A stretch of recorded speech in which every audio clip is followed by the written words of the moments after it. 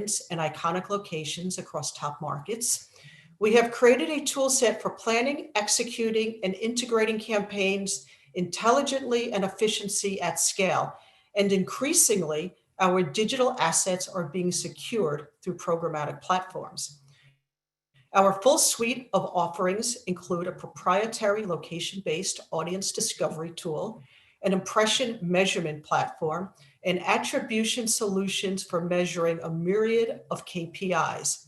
Outfront Studios, our award-winning in-house creative boutique, can develop entire campaigns, can help spark ideas, or simply guide brands to maximize the impact of their campaigns in the out-of-home space.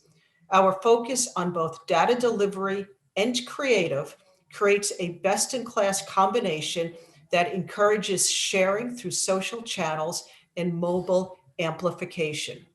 Working with all tiers of the automotive industry, from national brands to local dealerships, Outfront is at the center of communities, is a trusted partner, and is leading the charge in helping people, places, and businesses grow stronger. I am now thrilled to welcome our first speakers of the day. We are joined by Kyla Jacobs, Executive Vice President, Marketing and Growth, WPP, and Ashley Wood, Global Consulting Principal, Brand Innovation and Growth Insights at Ogilvy Consulting. They will be presenting and discussing their recent research on the future of brands in motion. Welcome to the stage, Kyla and Ashley. Thanks, Jody. Hi, everyone. It's great to be here today and part of the Women in Marketing programming. We're looking forward to sharing our thoughts with you today on the future of mobility and the recent study that we've been doing here at WPP. It's been a really interesting project, actually, particularly in the past year with everything that's been happening in the world. It's actually become even more relevant. But essentially, we've been looking at how mobility can no longer, will no longer just be a transportation category, but how all companies can be a mobility brand and use this as a platform for growth. So Ashley, who is here with me today and one of the lead consultants and strategists on the project, is going to take us through an overview of the report and some key highlights. And then I'm going to come back for our Q&A session at the back and ask Ashley some tough questions. So, so over to you, Ashley. Kick this off. Great, thank you, Kyla. Let me share my screen real quick so we can give you some of our presentation. 1 second, full screen. Okay, so hopefully everybody can see clearly. Great. So thanks, Kyla. You know, as I've said, my name is Ashley Wood. I'm a global consulting principal with Ogilvy Consulting, and very excited to speak with all of you today about the WPP New Thought Leadership, about how to think about mobility, you know, over the next 3 to 5 years. Today, we've got some really cool things we wanted to share with you, some insights, and we're going to take you through 4 key big insights that we have found, you know, through our studying over the past year about what's going on from the perspective of businesses and consumers. So number 1, we're going to talk to you about the, you know, how the future of mobility is actually emerging and really how it's really kind of the wild, wild west still and what the implications are there for that. You know, we found some very interesting evidence that consumers are kind of expecting all brands to take part in the future of mobility, and we'll share a bit of insight about what that looks like. They're also trialed, trained, and really ready for new kinds of experiences, especially given, you know, the fact that, you know, we've all been on a shutdown for now almost a year. And we've identified a couple of interesting provocations and thoughts around opportunities across retail, transportation, entertainment, and telecom for today and in the future. And then, of course, we're going to talk some Q&A. First, I wanted to level set just about how we define mobility. I think, how we define it is it's really the movement of people and goods and services. And if you really think about it, considering today we're in the largest global deprivation study really ever conducted globally, where most of the world has shut down, some parts are in their second shutdowns, and some are opening back up. We're all experiencing the same sort of shelter in place kind of issues. Working from home has become standard. Social distancing and those kinds of things are definitely things that we've kind of pulled into our daily lives today. I don't know anybody who hasn't gotten a new kind of contactless delivery. We're all experiencing all kinds of sorts of travel bans and drive through, pick up everything kind of experiences, which is quite interesting. So as it turns out, now is actually exactly the right time to really think about mobility. And so when we think about what's going on, just like digital kind of 20 plus years ago, we really believe mobility is actually evolving into a platform that's going to radically change how we actually move people and goods around the world. In the not so distant kind of past, companies developed digital exchanges to facilitate those transactions between consumers and producers and radically changed how we work, socialize, and create economic value. And with mobility, these same companies will harness technology and partnerships to transform the movement of people, goods, and services. So what do we mean by that exactly? We believe that what this means for us is that it's making it possible for almost any company to become a mobility company in the future. Mobility, we believe, will become that next frontier for all kinds of brands to really stake their bets on what is that next winning innovation, or how should my brand really take advantage of this, or what are those new kinds of growth strategies that will help me get new customers, create new adjacent markets, etc. And over the next 3 to 5 years, that potential for disruption is really going to quickly come into focus, and really only the most forward-looking brands are actually going to, we'll see these opportunities to leverage mobility as a platform to create these new and different kinds of experiences that set them apart from competition. So to give a couple of examples, we really believe that brands will be able to craft what we are calling kind of recipes for new ways to engage with customers to take advantage of new mobility strategies that are either here or on the way. So consider that the entertainment company might crack the code on AV, where in the near future, there really won't be a lot of drivers, but probably only riders who with a whole lot of free time on their hands. So what's that kind of experience going to look like? Or, we also see the potential for new kinds of partnerships to emerge, making really seemingly unrelated companies, potentially even rivals, newfound friends. So consider the healthcare company that might find a new kind of convenience store partner beyond the pharmacy to help deliver new kinds of healthcare by drone, for example. And the reality is that, all of these examples from today and tomorrow show that growth can and will really come from anywhere. We've been studying the market for years now, and it really is the wild, wild west, which is really kind of shattering all kinds of. Oh, can you hear me? Hey, Ashley. Yes. Just jumping in because the presentation hasn't been starting, so we just have to pop it into presentation mode. So we haven't been able to see your screens. Oh my goodness, I'm sorry. Thank you. Yeah. Great. Can you see it now? Okay, sorry about that. No worries, no worries. Carry on. Great. So what we've been seeing, in studying this space, that it is the wild, wild west. This makes a lot more sense now that you guys can see it, so I apologize for that. where categories and competitive sets are definitely being shattering, and you're seeing all kinds of people partner in new and different kinds of ways.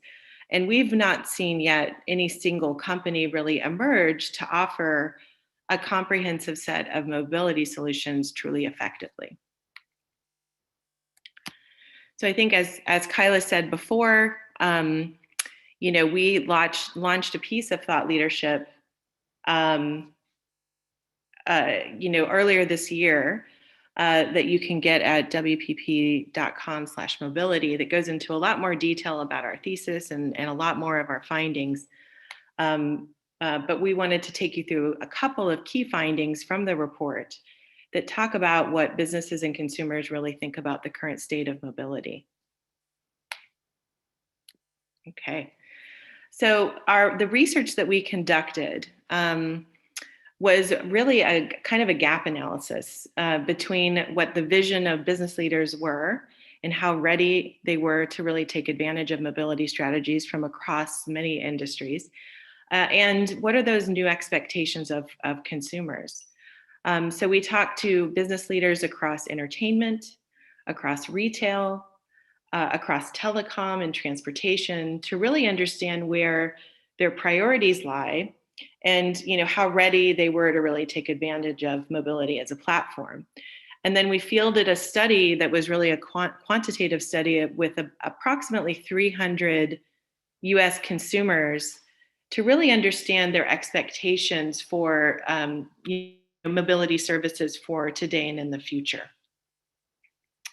And I think what was one of the first things that we found quite exciting to see was that the breadth and the permission consumers gave to all kinds of brands when asked who they expected to be at the forefront of mobility experiences.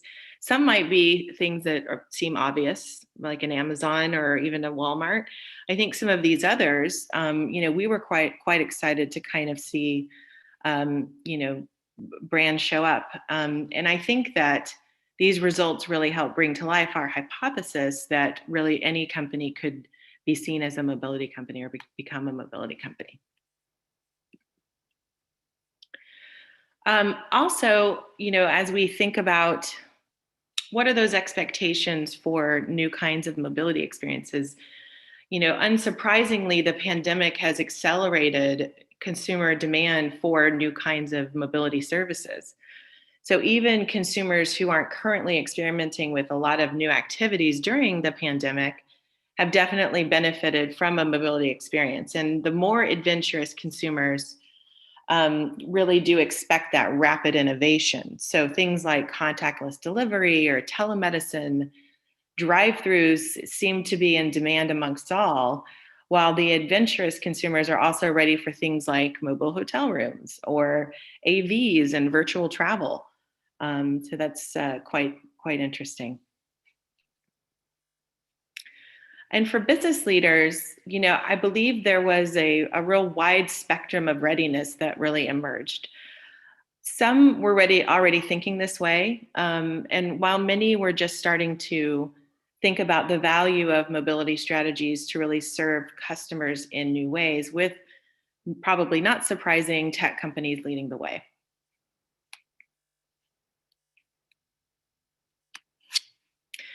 And a look at how mobility as a platform solves key challenges across 4 industries, we were able to do some initial thinking about how this might translate into some key industries for retail, entertainment, telecom, transportation, et cetera. And I think, some of the most interesting opportunities are kind of like what ifs, but we're starting to see that kind of play out. So for example, in retail, where a lot of challenges for a lot of retail companies is that they're trying to respond to new consumer expectations in general, maybe the opportunity with mobility is not just about, offline or online kind of selling anymore or experiences, but how to flex kind of retail models around expectations or even potentially reinvent them. For entertainment, where the challenges are about new distribution channels and production methods, and COVID has heightened that. We're starting to see that maybe the opportunities are about how do you deliver social and emotional, potentially virtual experiences at scale. And we've seen some early evidence of that working. For telecom, we kind of think about their big industry challenge around maintaining relevance and not just being seen as a commodity. And the opportunity here, especially as there's more and more kinds of devices and sensors kind of coming, online, so to speak, to help deliver these mobility experiences, could they become the face of those IoT services at scale?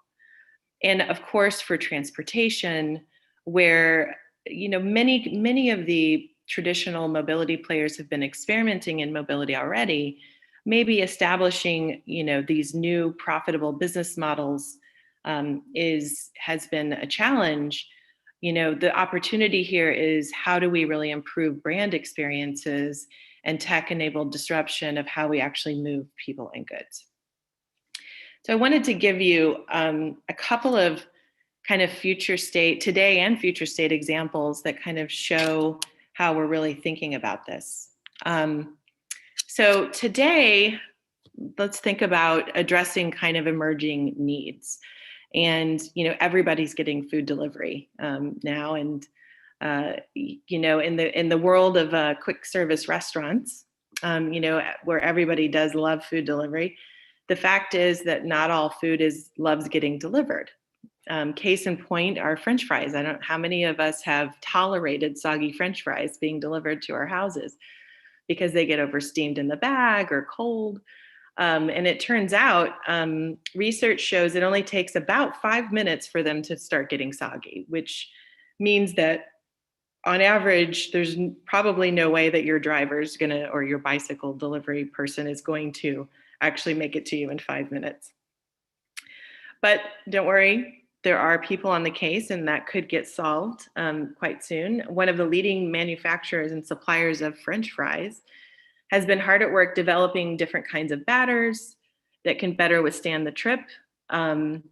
They are looking for different ideas for ventilated packaging in new ways, and they've even gone so far as to do ride-alongs with different kinds of delivery people to experience the effects kind of firsthand. And so, yes, this might be a story about French fries, but what it's really about is that, the mobility focus has been about moving a product to a consumer, but that what we're seeing with French fries, and we'll likely start to see with a lot of other examples, is innovation within the delivery space itself. And so, here's an opportunity where with mobility is no longer just about moving from point A to point B, but about what's in between as well, and really thinking about that experience too. So if that's a present day example, a near future example is about thinking about delivery in terms of manufacturing on demand. And so, maybe for an example here, today you might have to go to a retail location or an online store to actually get a product. You envision that product's on a shelf or maybe at a fulfillment center, waiting for you to buy it. But with mobility as a platform, we can kind of rethink maybe even how we approach this. So where the problem is still, a customer wanting a product delivered, the solution just doesn't have to be drop it in the mail. We can start to think, why does this need to be on the shelf at all? And so for some products, maybe in the future, you start to see even a more distributed supply chain that might make more sense, where maybe some of the products or maybe all of them are created on the way to customers. And this could happen even within neighborhoods, to the point where, maybe your Amazon order is just printed down the street with 3D printers. So it becomes a literal last mile delivery. That's just some future thinking of what ifs. A couple of other examples kind of across category. We looked at obviously the sharing economy and with Uber, and obviously, I think Uber, we can look at Uber as more of a traditional mobility company now. But what's interesting here is at the beginning of the pandemic, they entered into partnership with Clorox. And I think, it was probably part of a response to maintain ridership during COVID. And in New York City, they sent drivers disinfectant wipes to clean their cars, and riders received an in-app notification that there would be Clorox wipes kind of available as they were riding. And it was not only are the cars clean, but I think this is a great example of Uber being very responsive to trying to make sure that their customers and passengers were feeling more comfortable taking a trip, and hopefully try to drive off some of that ridership decline that was just unavoidable during COVID. So for Clorox, it was a great thing because they got the brand exposure and active reinforcement that the brand is what you needed during the pandemic. And, it was a win-win. It definitely also raises some questions for us. Is this something that feels more like a short-term partnership? Will it be something that they keep? I think we're all trying to figure out what are those trends or expectations coming out of COVID that are going to stick. I think this might be one of them in terms of cleanliness as safety. So things that we have to really think about, especially as you enter into partnerships, mobility partnerships, is how short-term or long-term are they?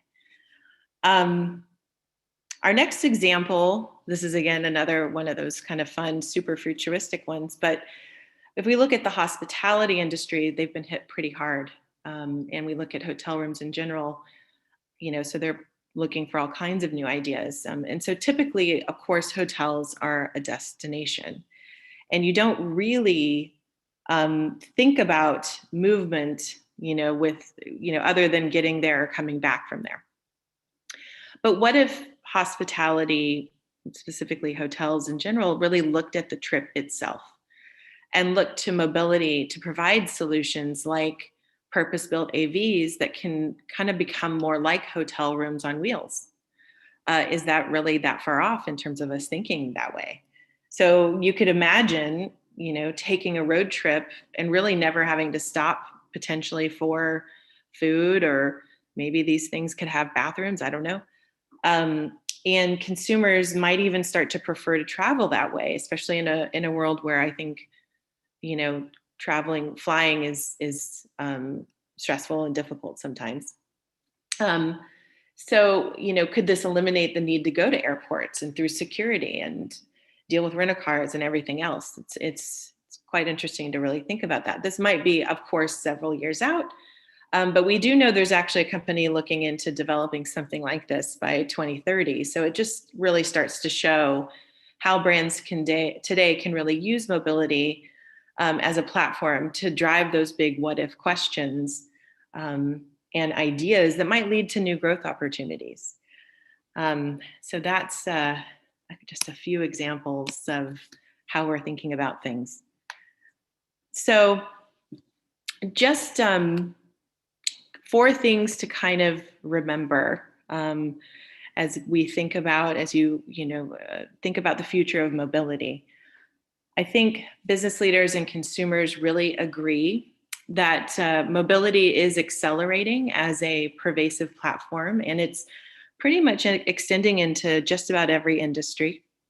Partnerships are going to be critical for harnessing mobility as a platform, but consumers are experts in brand mashups, and they definitely will vet you for picking partners based on your core values, community benefits, and more. So something to really think about, that partnership strategy that you develop. Experimentation is definitely a necessary part of building these new experiences, but you don't have to start from scratch. Consumers have made a lot of their anxieties and expectations pretty clear in terms of what they are willing to do and what they want. And of course, we're all seeing evidence and feeling evidence of the pandemic and how it has really rapidly accelerated this adoption and interest in new kinds of mobility experiences and technologies. So for anyone, encouraged to stay in place, the brands that really effectively continue to innovate on, moving services to meet consumers are definitely being rewarded. So with that, I believe we're going to do some Q&A now for a couple of minutes with Kyla, unless anyone has any questions as well. Hey, Ashley, can you hear me? I can. I'm going to go ahead and stop sharing so it can be you and I. That was great. Thanks so much. I love the point actually about us all feeling like we're in a deprivation study, even more so now, especially those of you who are in New York and we're completely snowed in. So it feels like, whether it's the pandemic or a snowstorm, we've all got mobility on our minds, or should I say lack thereof mobility.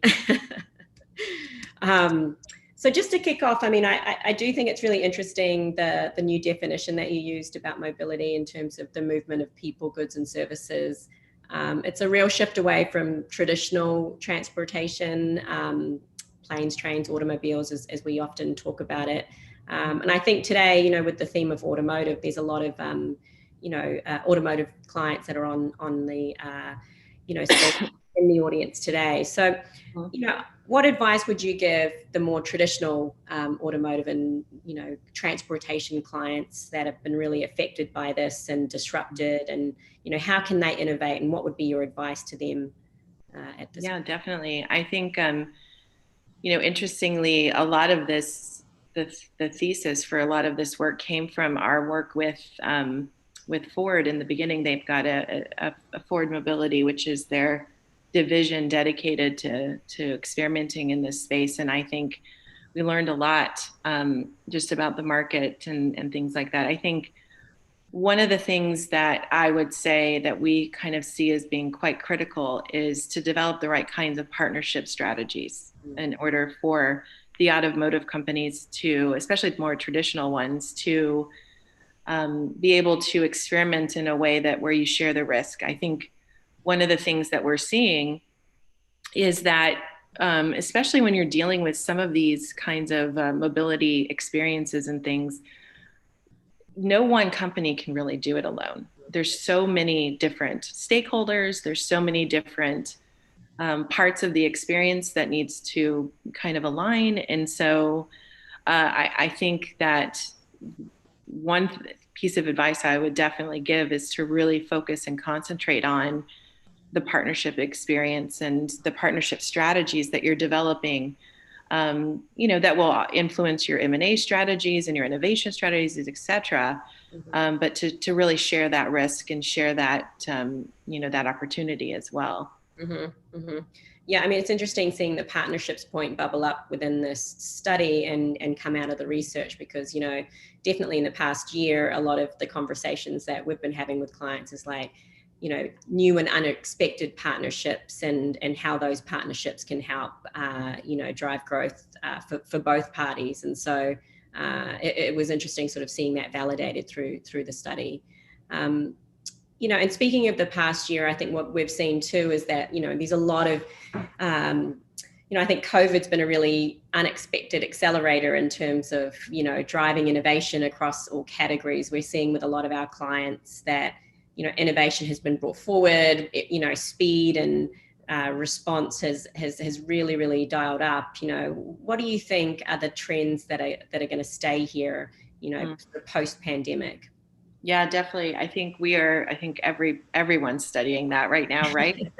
I wish I had a crystal ball, but I do believe there are a couple of things that we are seeing that we think are going to stick around, especially with regards to mobility. I think definitely we're seeing, you said an explosion of delivery innovation happening during COVID, right? Right.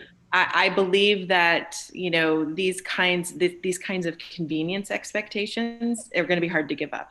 I think consumers are going to continue to want those kinds of more and more convenience. And I think there'll probably be really interesting innovation into kind of more premium delivery experiences coming as people start to get used to that as being a part of their lives, right? So I do think those kinds of things are going to stick around. I think we talked a little bit about the cleanliness kind of aspect, and especially when we think about the future of mobility, where it's not going to be a singular experience. There are going to be a lot of shared experiences with people. That's going to be pretty critical moving forward. I don't see that going away either. I think it's almost it's an aspect of safety now, and also peace of mind for people in order to do stuff. We saw, so I think we'll continue to see kind of requirements there. I don't think that's going away. And I think what's really interesting, this is, one of the other things we're starting to see, which might be interesting, is, I think there's been this encouragement for smaller groups of people to go and do things together, or, access to things, which maybe that will start to I think right now everyone's tolerating that because it's almost like guidelines, right? But I do believe if that does kind of stick around, there's going to be put pressure on service expectations in a new way, which could be really interesting. And then finally, one thing that we've been really excited about seeing that's really maybe not what you would think about as a mobility experience, but when you think about concerts and sporting events and things like that being an issue, a mobility issue, it really has been through the pandemic. Right. We can't go to those events, right? But seeing the innovation and just the creativity in using AR and VR to have people get more access to those kinds of events and things, and develop new kinds of experience. I think we're watching that quite closely. We find that quite fascinating in terms of that too. That I think those kinds of expectations for access to that, new kinds of access will probably continue to. Yeah.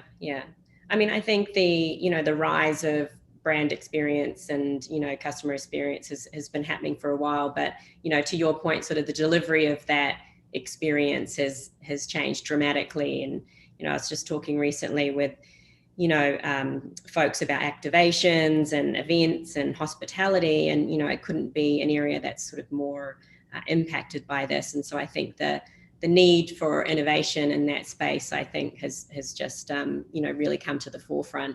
And I agree with your point about the safety area as well too. I can't see us changing some of those safety and cleanliness routines, and I don't think that's the minute we start going back into the world that's going to change. But I think you also make a really interesting point about delivery and kind of the rise of those services, because I think it just further validates the point about mobility not being so just focused on the transportation category and moving more into sort of mobility in a much broader sense. And we've got products now too, and brands and services like you can get haircuts at home now, and blow dries were at home, and now you get haircuts. And I was talking to someone recently about what other services that will start to become more in home and a growth area for a lot of clients to consider as well too. So yeah, I think we saw, I might get this wrong, so forgive me if people know this, but even brands like Ben and Jerry's created I think a delivery service recently to try to get ice cream to people faster. I find that really kind of amazing, when we think about that kind of thing. I needed that actually. I was looking for some quick dessert delivery last night. I'll have to find this service for you.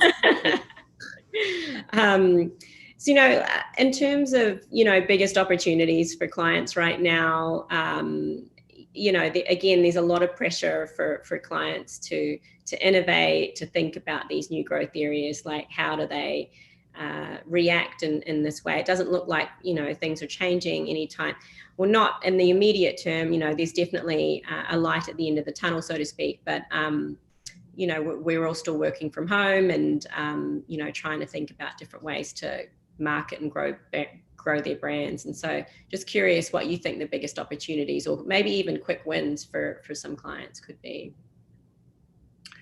I mean, I really think, I'm really excited. I think we talked about this earlier a little bit. I'm really excited about the unexpected partnerships that might kind of show up to really surprise and delight kind of consumers in new ways. Especially one of the things that we found in the that's in the deeper dive of the research report, is that there's the real desire for kind of the big companies to help the local companies do new things, right? Their local favorites and stuff. Because I think everybody's gotten very protective of their local communities and, Right. local stores and restaurants and things like that. And so, I think there's definitely some quick wins about companies, big companies and local companies partnering up to really deliver new kinds of experiences and to help save our beloved communities, I think, on some level. I think could be a quick win. I think, trying to think what else. I mean, obviously, there's also this notion, the pandemic is accelerating people's innovation kind of agendas, I think, So I do think also in the same way, don't think that you have to do it yourself. I think there's some quick wins in going and looking at some of these really innovative companies, because there's no shortage of amazing kind of startups in this space. So I think a quick win would be to try out and partner with some of these companies that are kind of up and coming, so that you don't have to build that capability yourself. Right. You can really partner and adopt and accelerate that by adopting what's kind of going on. I think those are a couple of quick wins. We have a question here actually from the group that I'll just pose to you. So it's from Ben here. As governments set environmental targets and agendas away from car ownership, what role does traditional mobility companies have, in terms of vehicle manufacturers and having a future in non-car ownership? And I'm sure your experience on Ford and Uber, etc., could help inform this question. Definitely. I mean, for sure, that was definitely a question that's a big issue, right? Like that car ownership is potentially going to be a lot smaller piece of the pie than it has been in the past. However, I know that used car sales and stuff like that skyrocketed during COVID. So there might be a bit of a reprieve from that kind of trend for a while, as it feels safer to have your own space, for sure.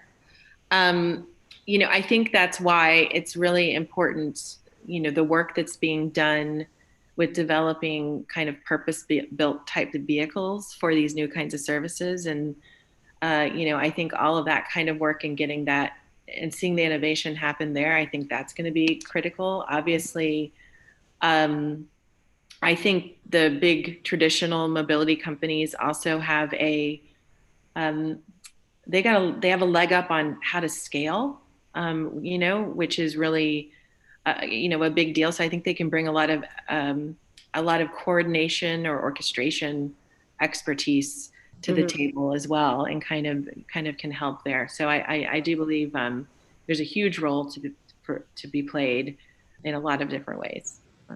Great. Looks like Jodie's jumped back on. So I'll just ask one last question, Ashley. So any brands interested and clients interested in the platform or learning more about it, sort of what services are you offering, and any help and advice that you can give across this platform to the clients? Sure. I mean, we're prepped to help companies almost deal with any aspect of their mobility strategies that they need to think about.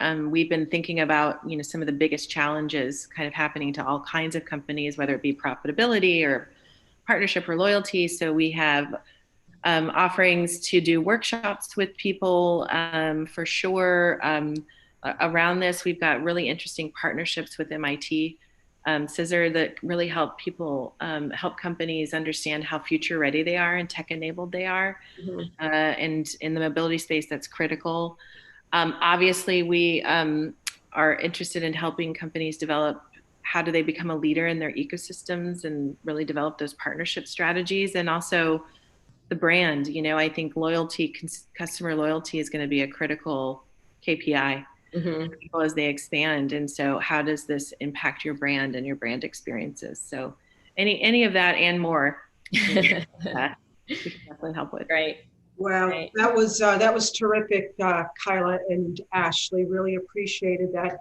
Ashley, love your insights and your research about mobility. You know, clearly as an out-of-home company, mobility and urban mobility is very top of mind for us. And we've been doing a bunch of kind of top-level studies over the last couple of months once the pandemic hit.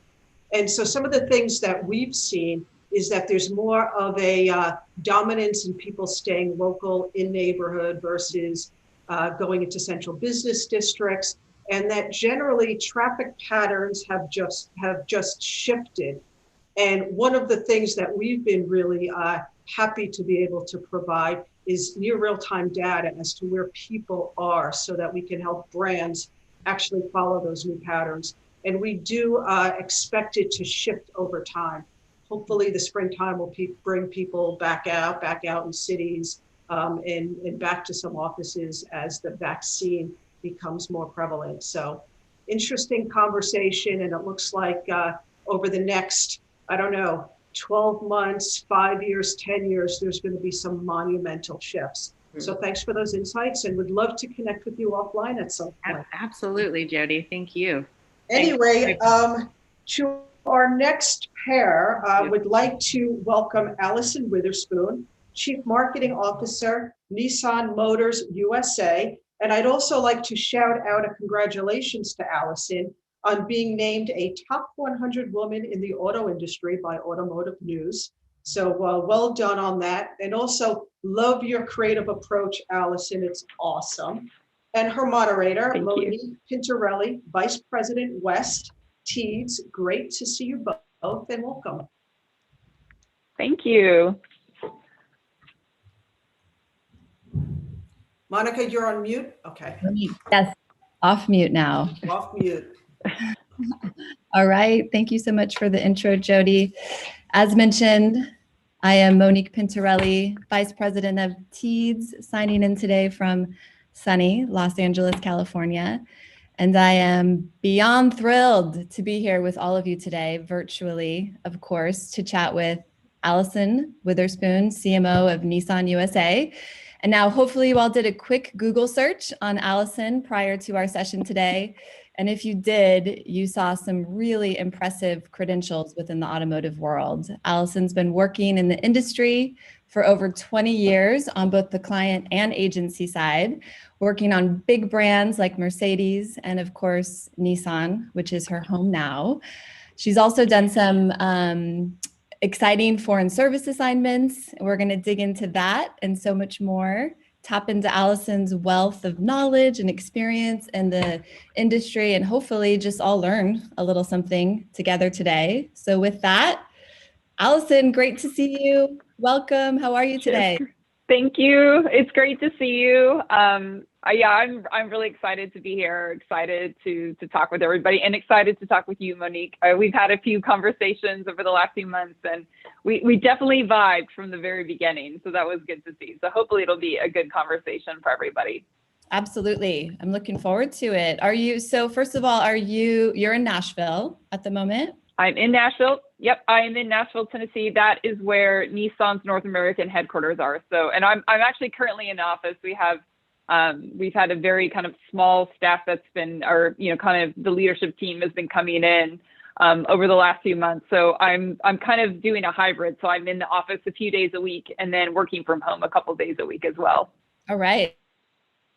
So you're probably living and testing out what might be the future workforce. Yes, yes, definitely. And I have to say, it's nice because I think what people have been missing is some of the social interaction that you have with your colleagues. And so this hybrid approach I found is good because you get the doses of that. It is very real that you can get through things much faster if you're doing them in person. And some of those interactions are good. We found a way to do it socially distanced, wearing PPE. And then at the same time, when I'm working from home, I can enjoy, there are benefits to that too. I can be very focused, trying to get through things. as well. So I've found that it is doable, and actually I've had a good experience with it. I love it. And we're going to dig into that a little bit more, just some of your thoughts as a leader and manager on what the work environment will look like in the future. So it's good that you're getting some testing in on behalf of your team at the moment. I'm actually in the office today too, a very empty office, but this way we can have our chat without the disruption of little humans that I have at home doing homeschool. So it works out well. Okay, so Perfect. We'll kick things off by just getting to know you a little bit, your background, your story. And as I mentioned, you've been in the automotive industry for 20 years now. So what hooked you? What brought you into the business? And maybe just as importantly, what has made you love it so much that you're still here 20 years later? Yeah, sure. I fell in love with cars when I was very young. As a little girl, I loved the design of cars, and so I immediately fell in love with that. And I was fascinated on how you could shape sheet metal, actually. And so there's a story that is I think I've done in an interview before, but I remember sitting in my parents' station wagon, looking out of the back window, and I was counting, Porsche 911s, actually, because there was something about that design and that shape that just it spoke to me. And I went to the University of Missouri. I started out as an accounting major, actually, and was on a program to get my master's. It was something I had a natural inclination towards. And then I took a marketing class around my junior year and just absolutely fell in love. I changed my major overnight. I knew that that's what I wanted to be in marketing, for the rest of my life. And I got a job. My first job out of school was actually consulting for Mercedes-Benz. And, I thought it was perfect. I had just graduated, and, it was a good experience. I loved the automotive industry. I love cars. And so it was just the perfect thing. And over time and through that experience, I just started understanding more and more about the business. I was working with dealers a lot. I was working with internal teams, just kind of getting a very good lay of the overall automotive business, not just marketing. And then Mercedes asked me to join the agency. So I joined the agency and got, much more of that traditional experience. I worked for BMW's agency, and all of this was in New York City, and was able to get even more, heavy digital experience, heavy digital production, website platform, CMS, kind of the nuts and bolts of digital and CRM.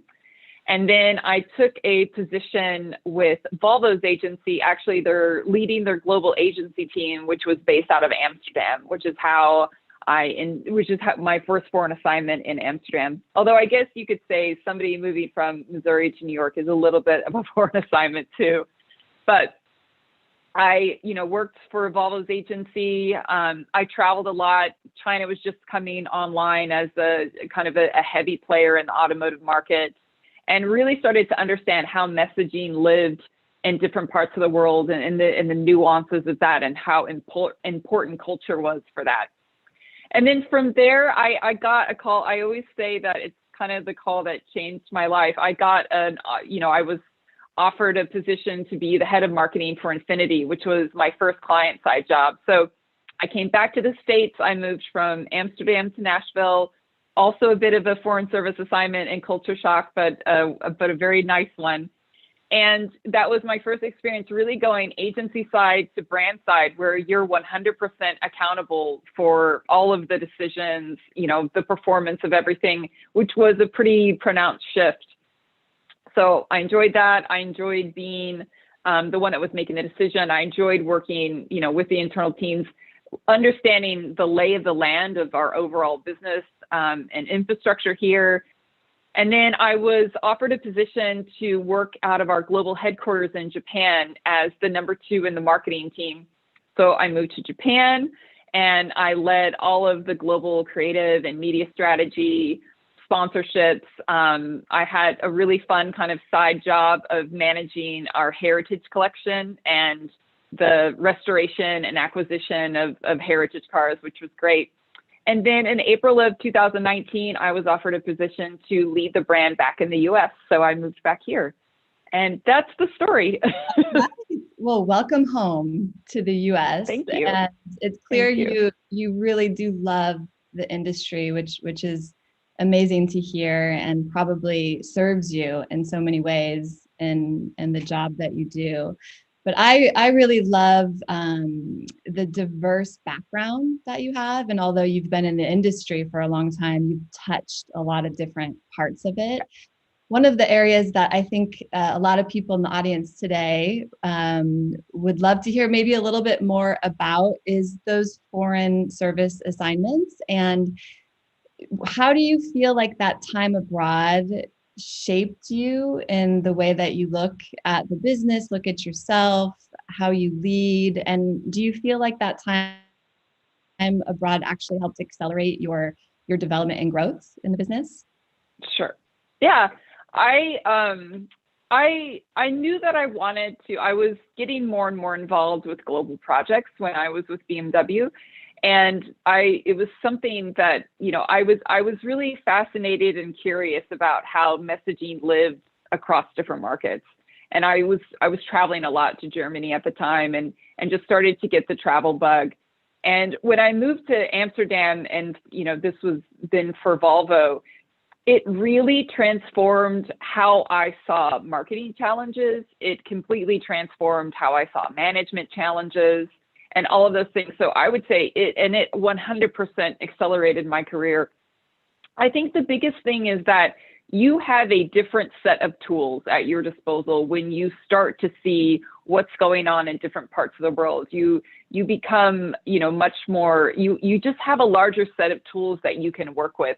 I think there's also just, some of the soft skills that you learn are adaptability, how to collaborate across, in stressful times, across communication challenges. You really learn how to collaborate with that. And I think that those are the things that really, maybe I underestimated the importance of them before I had done my first foreign service assignment, but I definitely understood the impact that it had when I came back. And I just had a completely different view and lens of things. And again, this broader set of tools that I could tap into. I love that so much. And I think that personal experience that you had with understanding that diverse thinking and experiences can fuel the business in really exciting and interesting ways. I'm sure that has impacted you a lot in the way that you approach everything, really. And I think that's also a really beautiful segue into the next kind of subject that I want to tackle with you, which is women within the automotive industry. And this is a summit today focused on exactly that. So I thought it would be great to just understand what your experience has been working within an industry that frankly has the reputation of being just the quintessential boys club. But at the same time, you're hearing about all these beautifully strong, talented women breaking through all over the place. Everyone from Mary Barra at GM as the CEO to you at Nissan, and all of our panelists really today. So you have, these conflicting narratives going on out there, and you've navigated it. So can you share with us sort of what your experience has been with that? Yeah. And I've had an incredible experience. I think a lot has changed in the industry, especially, during my time in it over the last 20 years. It's a very different world than it was when I first started. I think there are definitely a majority of men. I think that's just a fact. But I think the experiences that you can have as a woman, they are equal now. And I think that's much more of the reality. And it was interesting because, there was an article that came out a few weeks ago about, kind of all of these new women leading all of these automotive companies. And I think, the interesting thing was, it's interesting that it's news. And I think if you meet those women, you know exactly why, why they're leading these incredible brands. I think the other thing too is that I saw in some of the comments, somebody said, it was a gentleman who made a comment that, now there should be, now there needs to be a quota for men in marketing roles. And I think that's where you just understand that there's still a lot more that needs to be done to really show the imbalance of it. I think, for women, you don't aspire to be something that you don't see. So I think it's very important for women to be in, more senior leadership positions that are visible, whether it's internally or externally.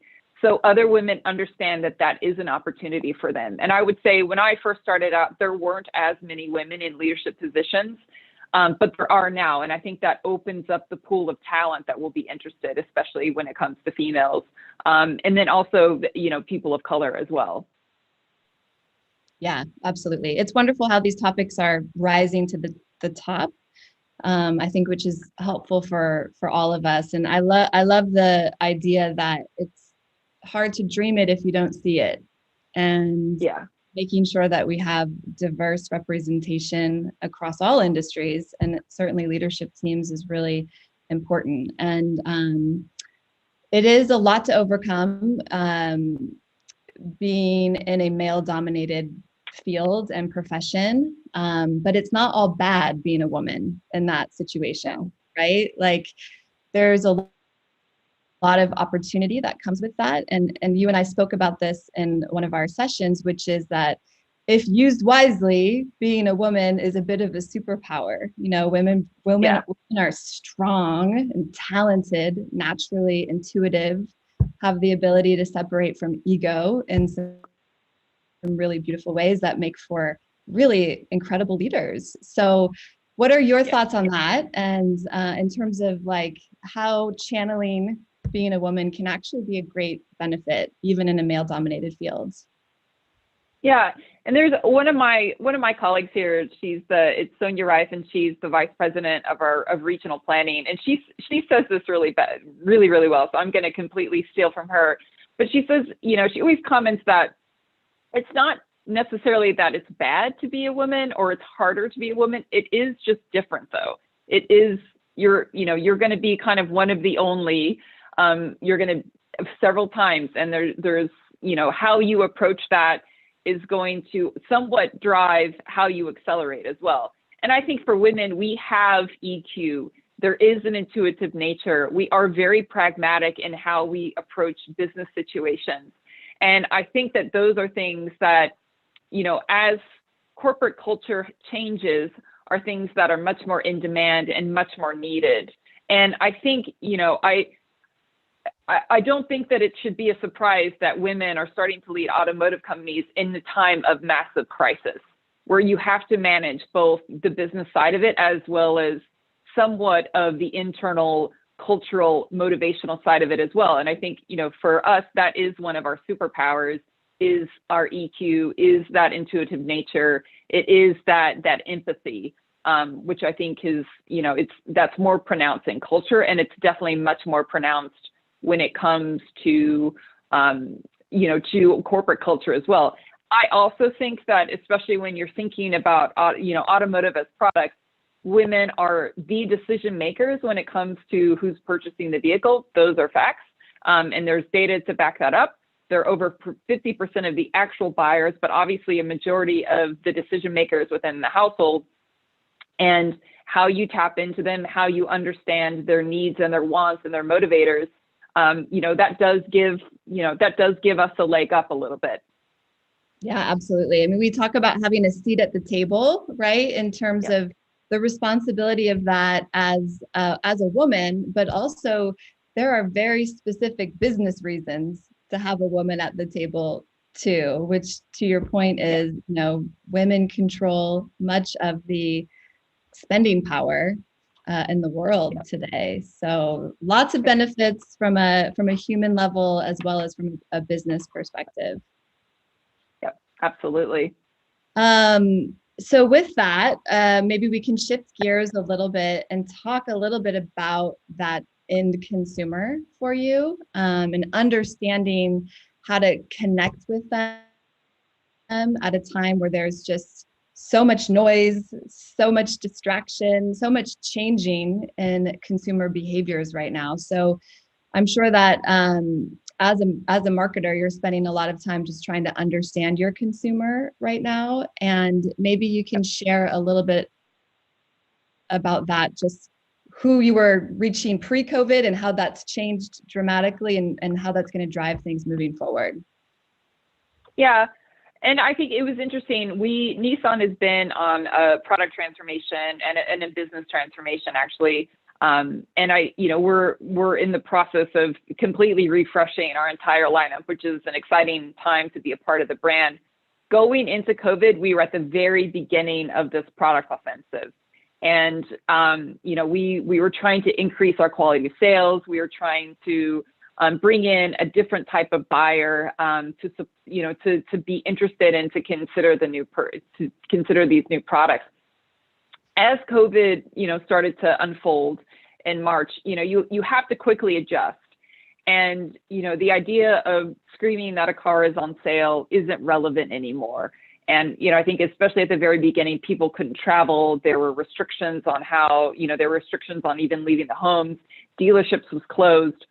There needed to be a lot of, we really needed to shift that messaging. It had to be much more about support and what we could provide to consumers versus, kind of shouting that a car is on sale.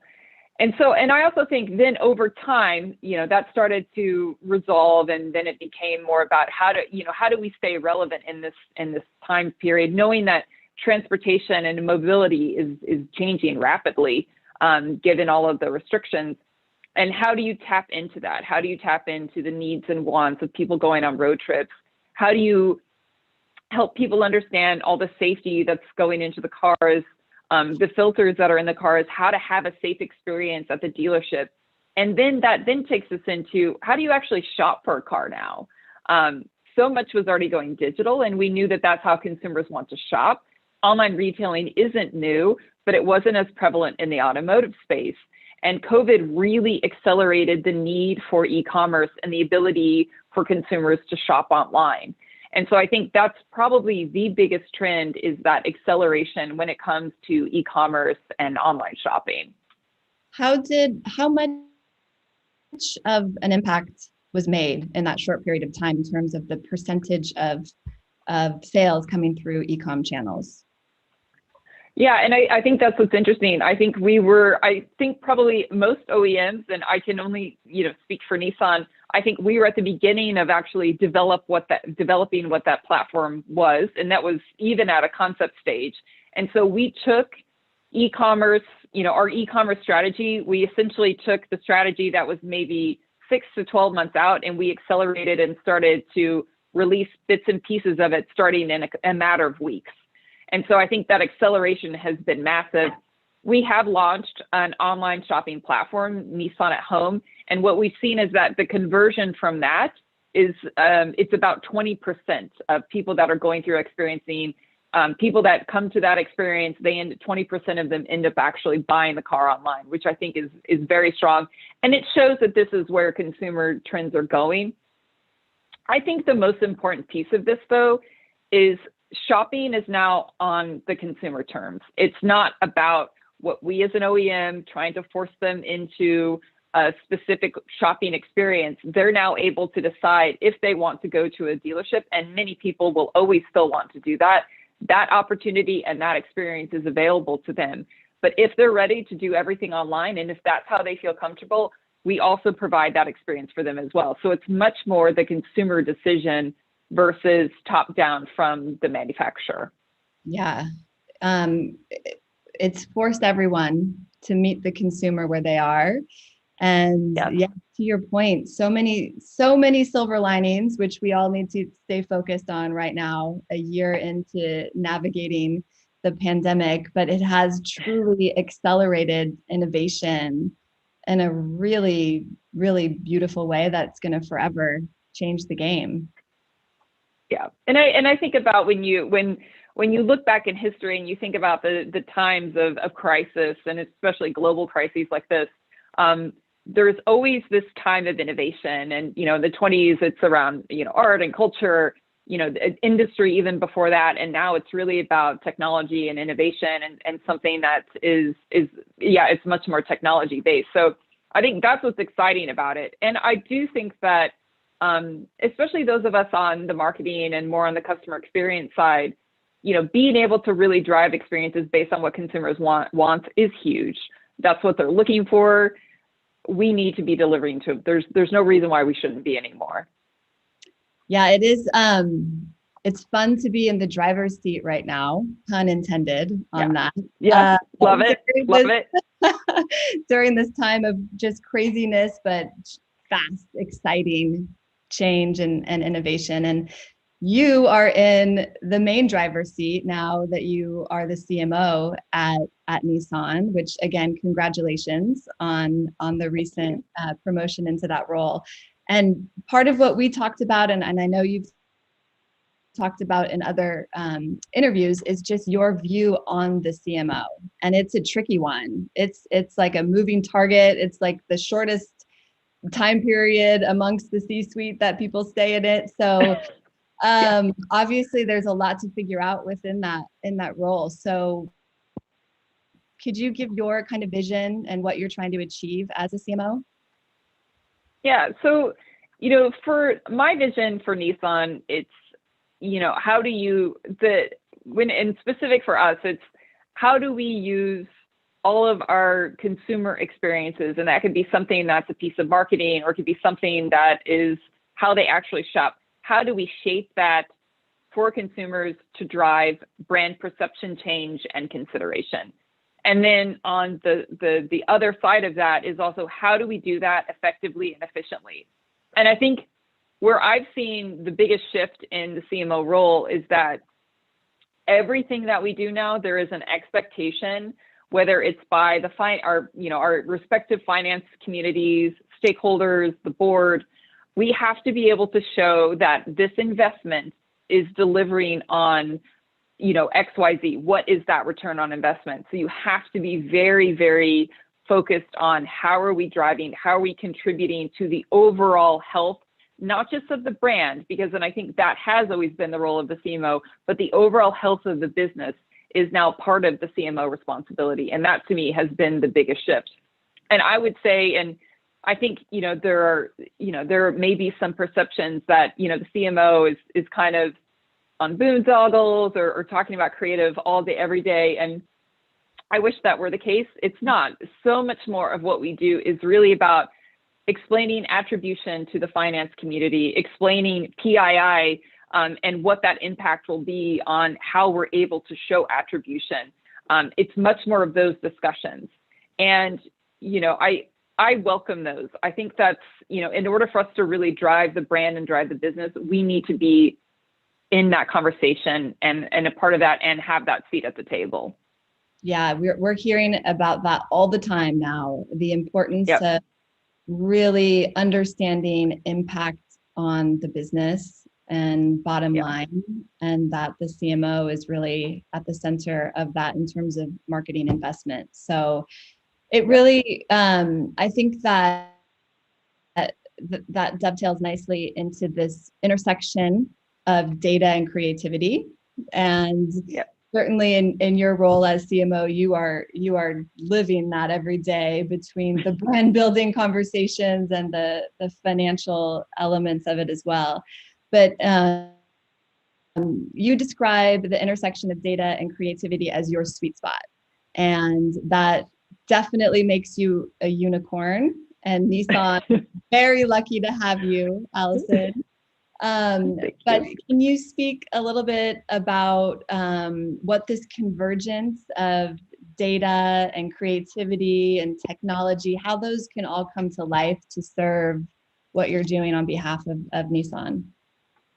Yeah, and I think it's, starting in the data side of it, to me, we know so much more about consumers. We know so much more about how they're shopping, how they want to shop, where they're shopping, and also what they're looking for. And I think we now have so many more options as marketers for how we deploy and distribute those messages. So it's not just, okay, here's, 25 to 54 and just kind of the spray and pray approach. We can be much more thoughtful and considerate to the consumer about the messages that we're communicating that to them, whether it's based on a segment that they're interested in. So whether it's, kind of SUV versus sports car, or even it's where they are in their shopping process, and be able to really customize what we're communicating to them. And I think the data is the means to the end. I think it's something that informs the entire process. It has to inform the creative. The creative is not going to be impactful without that. But at the end of the day, the creative is going to be what actually is going to deliver that step change and that perception change. So this isn't just about, kind of, tweaking words here or there. We still have to be very powerful in what our creative is, whether that's from a visual, from a video, from a copy standpoint. And so to me, you have to have both. And that's where I feel that it's my sweet spot, is really not being afraid of the data, having that inform the creative process, and then making sure that that creative is so powerful. Yeah, because at the end of the day, you need to make sure the message is really connecting with your consumer. Yep. All the data in the world can't make up for that human feeling at the end. But the convergence of the two Yep. is certainly the sweet spot.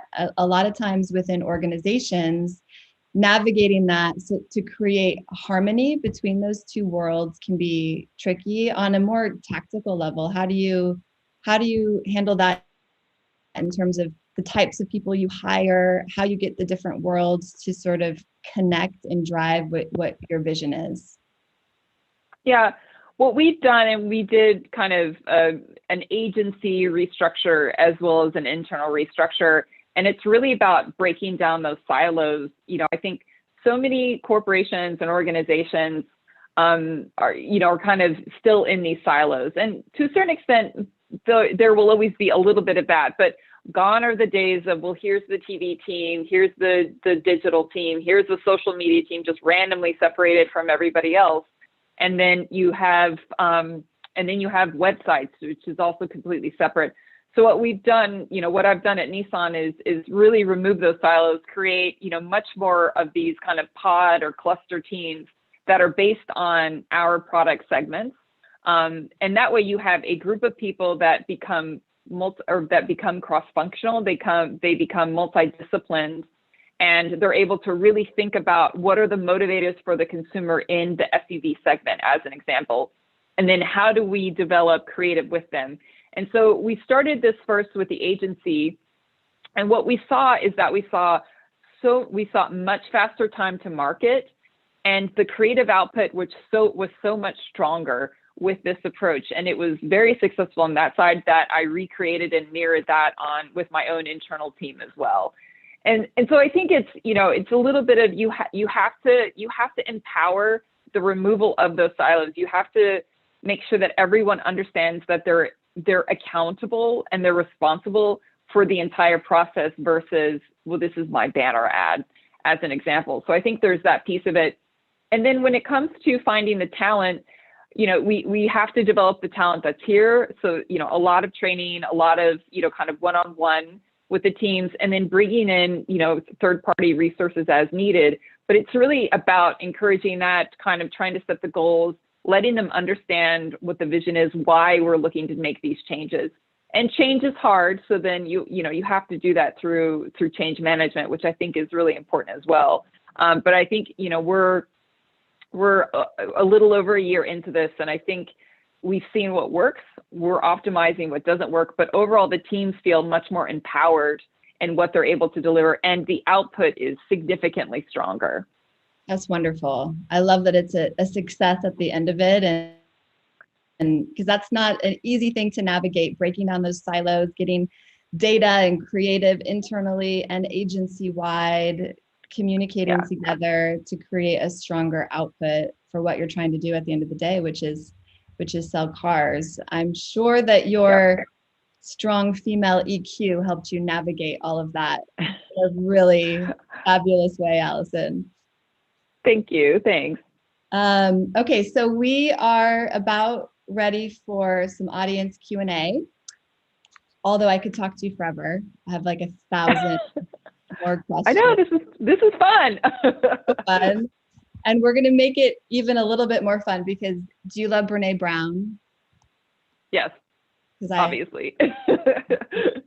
And at the end of all of her podcasts, she does these rapid fire sessions that break down the walls a little bit and let the audience get to know who she's interviewing a little bit more. So I'm going to do some rapid fire questions for you, and then we'll go to the audience questions. Sound good? Okay. All right. Sounds good. All right, Allison, what's the first thing that you read in the morning? The first thing that I read, I just started doing this actually probably 6 months ago, but I got a gratitude journal. I didn't think that I was a gratitude journal person, but I love it. And so there's always a quote at the top. And so that's usually the first thing. It's a way for me to help start the day and kind of start it with a clear, focused mind. If the fact that it's not your phone means you are amazing. Your favorite book of all time? My favorite book of all time would probably be Old Man and the Sea. I'm a huge Hemingway fan, but also when I read it as a kid, I loved that it was in Cuba. It's kind of this, man versus animal, and it was just something that I love the struggle. I love the human struggle with it. I've read it over and over and over again. Wonderful. And I'm going to just do one more because you have a lot of questions from the audience, but okay. What are you dreaming about doing once the world opens up again? Traveling. I can't wait to travel. It's been nice to be home and nest a little bit, which I to be honest, I haven't done in 20 years probably. So that's been great, but I'm ready to see my friends. I'm ready to travel the world again. I finally got over my jet lag from being in Japan for a few years because that took a little bit longer than I would have thought, but so I'm ready to get back out there. Wonderful. I love it. Me too. That's my number one thing I cannot wait for is a little bit of travel, some fresh air and some freedom out there. Yeah. Okay, so we are going to shift over to some questions from our audience out there. First one, Allison, what are your thoughts on diversity and inclusion in mainstream media? DEI specific campaigns are great, but don't we need a broader audience? Yeah, so this is something that we've had a lot of discussions about. I do think that much more DEI in mainstream media is needed. We're definitely trying to incorporate that here at Nissan, and I think you'll start to see that. I absolutely think that broader reach is necessary. I think you have to think about, who is the audience when, you don't just have a one size fits all, person or demographic that's buying your vehicle. So you need to make sure that you're capturing the full breadth of who your buyers are. So to me, this is very important, and we've made a big shift in this. I also think that it's important in front of the camera and how we're reaching them and also the media channels. But I also think that it's really important behind the scenes and behind the camera. And we've taken a huge initiative to make sure that we are bringing in, kind of minority-owned businesses, minority-owned directors, production companies, and ensuring that we're thinking about diversity inclusion in front of the camera as well as behind the camera. Wonderful. All right, next question for you, Allison. All right, he says, thank you so much for your talk. When you say you need to be responsible for the overall health of the business, what do you see as the top concern? Sales, profit, brand, or something else? To me, brand will drive the business, and it's a matter of being able to put forward the right types of marketing solutions to do that. And I do believe that strong brands will drive sales, which will drive profit, which will drive overall shareholder, satisfaction. So to me, the most important thing first is to focus on the brand. And that, for us as a company, this is a huge shift that we've also been making, especially as we have this new product that's coming out. But to me, it's really the brand. And I think that's where the CMO will have the most influence, obviously, but that's where you have to connect that brand into the sales, into the financial discussions as well. Brand as your North Star, it sounds like. Yep. Which is, yep. Yeah. And I think consumers are looking for brands with a purpose. It's, there's a lot of research that goes into that, but even when you're talking to friends and the brands that will stick out because there's just constant inundation with communication and brands, the ones that have a very clear purpose, those are the ones that people are going to navigate towards. Right. I think now more than ever too, with everything that's been going on in the world and across our country over the last year. That actually, I think, is a nice segue into this question for you, which is, how do you deal with marketing to Gen Z and Gen X at the same time? And do you feel like there's a big difference in how to reach each of these consumer sectors? Yeah, I think that it's fascinating. Gen X, I think there's maybe a little bit more comfort towards. I think Gen Z is a fascinating group. They don't have all of the buying power yet, but they will have it very soon. And they are going to come in with a completely different set of expectations and way that they want to interact with brands than what you're seeing with Gen X. And so I think you have to find that balance. And that's where I think when you're looking at the intersection of data and creativity, that's a way that you can have much more tailored messages to these different audiences based on how they want to shop, how they want to engage with brands, and how they want to interact with brands. And how they want to be communicated to, right? Yes, exactly. Yep. And it's not just about showing up in TikTok. I think that's an example of, Gen Z will kind of reject that. You have to, and that's where purpose comes in, and you have to do things that are going to deliver something that's interesting or exciting for them. They're looking at things completely differently, and they are these digital natives. So you can't just show up and try to pretend that you are. You have to be purposeful in that. And when you talk about purpose-based marketing, the importance of authenticity is also really important. Yeah. Right? You have to make sure, and this is where having a seat at the table is great opportunity and great responsibility, and ensuring that you are not just talking the talk, but you're walking the walk as well. Yeah. And it's understanding these different groups and not, and respecting where they're coming from, respecting how they want to be, and how they want to interact with brands. And I think the authenticity piece of it's one, humbling yourself a little bit to know that you don't know everything about that demographic, but diving right in to learn it. So the creative messaging is always a tricky one. This is a very tactical question for you from the audience. Do you outsource your creative, or is all of it done internally?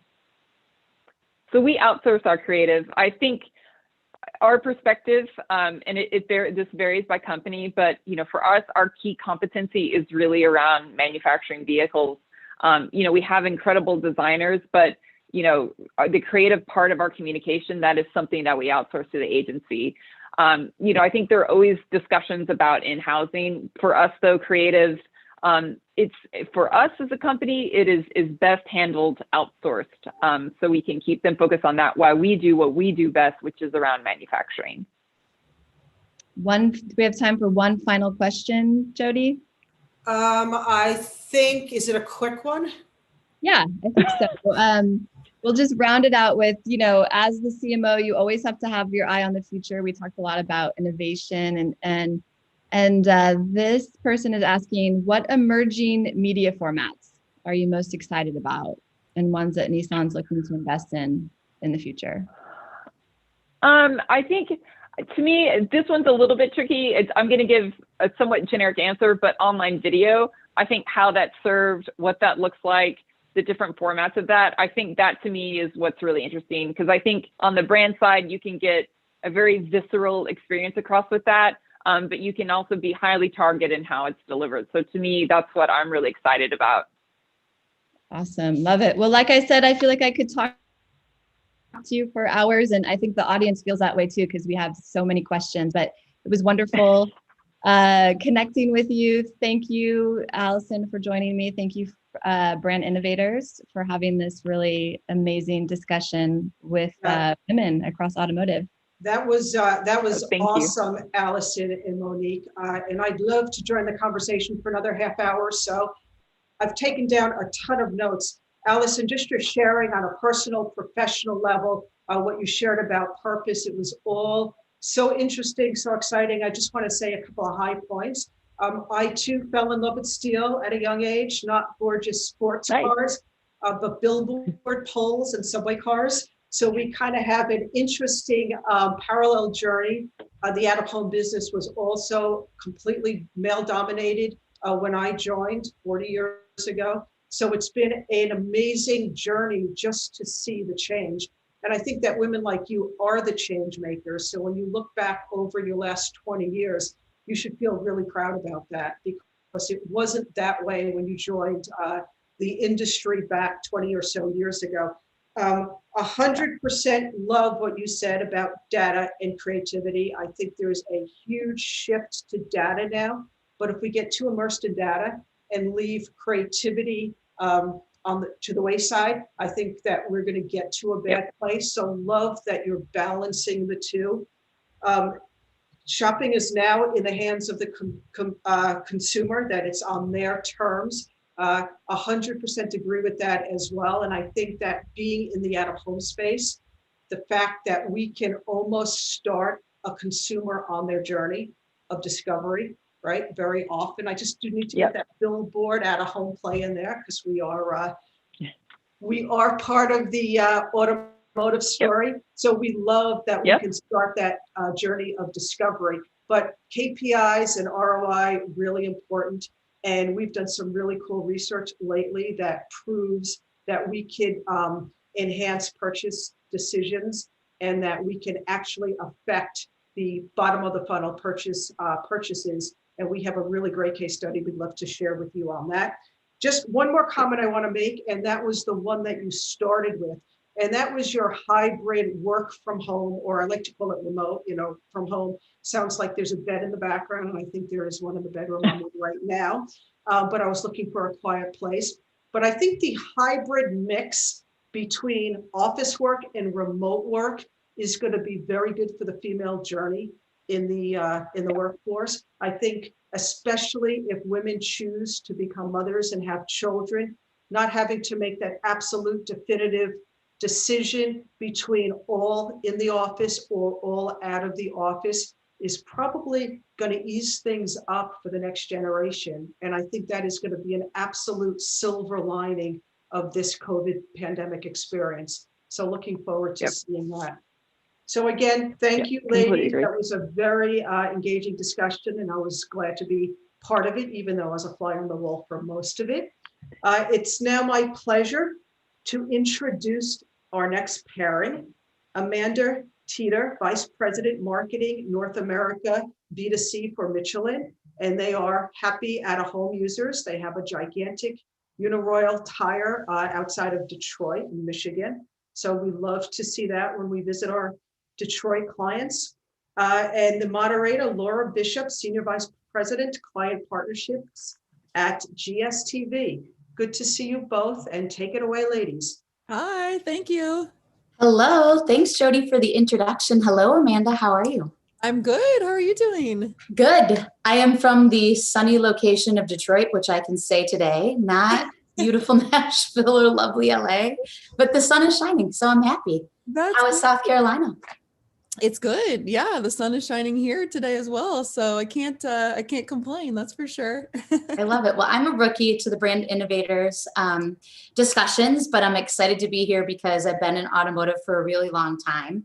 And I know, Amanda, you are not a rookie really with Brand Innovators, but you made a pretty big switch about 6 months ago. So I wanted to introduce you because I do a lot of business in the automotive space, but auto aftermarket is really important too, and happens to be a big part of my business. You are the VP of Marketing for North America B2C for Michelin, but you came from a very different place, which is the beautiful town of Cincinnati, and P&G and CPG marketing. So I would think it would be wonderful if you could share with us a little bit about your previous role and talk a little bit about that transition, and then we can catch up and see how it's going now that you've got 6 months under your belt. Yeah, my previous role at P&G, I was leading retailer marketing there, which was a really exciting time, and we got to really reframe how we were thinking about retailer marketing, what that looks like, sort of this idea of taking shopper marketing and data and bringing them together. And so that was a really fun journey. And then, as the year sort of wore on last year, this opportunity to come make a big impact at Michelin came up, and was really exciting to me to think about a new industry, which frankly is super interesting.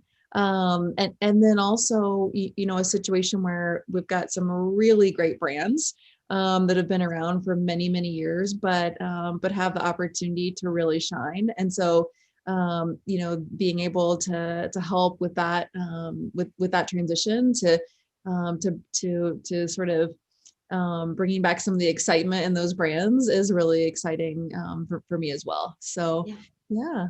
I love that. And I know you've got a pretty big team there. I'm wondering, what have you found kind of translates both across the CPG industry and automotive, and what's new and exciting that you just maybe you were surprised about? Yeah, the team is great. We've got a lot of different sort of groups within this team that are certainly different than anything I've experienced before, which has been a great opportunity to learn. So we've got the more operational type of marketing, and then we have the strategic marketing, all focused on tires, and then we also have a group that's very focused on motorsports, which is very new for me. And then we also have our Michelin guides group, which is focused on the Michelin guides and Michelin stars in North America, which has been, and it's been a really interesting journey in that space over the last year, as we think about, restaurants being an industry that have obviously had to deal with a lot of the challenges of COVID over the course of the last year. And so from a team standpoint, most of the team falls into those groups. And, what I'd say is that a lot of the learning from CPG translates really, really easily and clearly into this space. There are a couple things that are really different though, and unique that I'm really enjoying learning more about. And one of them is just the complexity of the market. You can't put just any tire on any car. And so because it turns out, little known fact.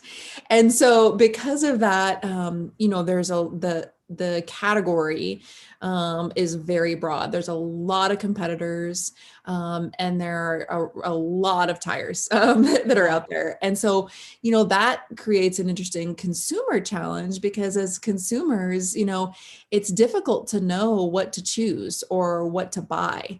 And so I think we've got a big opportunity to help consumers navigate our brand and help them figure out, what tire is right for them within our portfolio.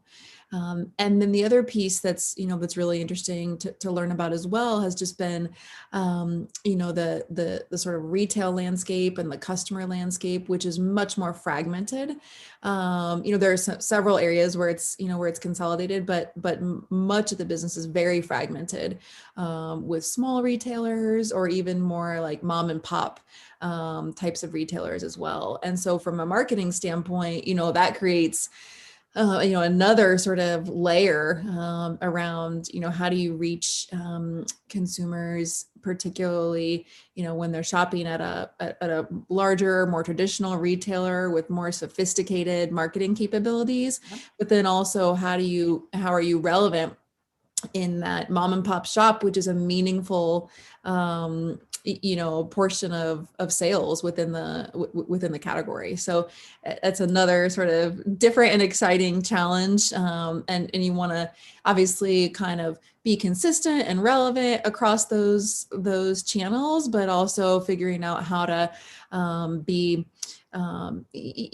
execute in a way that's easy for people to understand and that can actually, get executed, whether it be online or in store. So kind of exciting learning within that space. Yes, and I know I think you talked previously in your other session just about innovation and some technology and some strategic things you're really trying to push forward.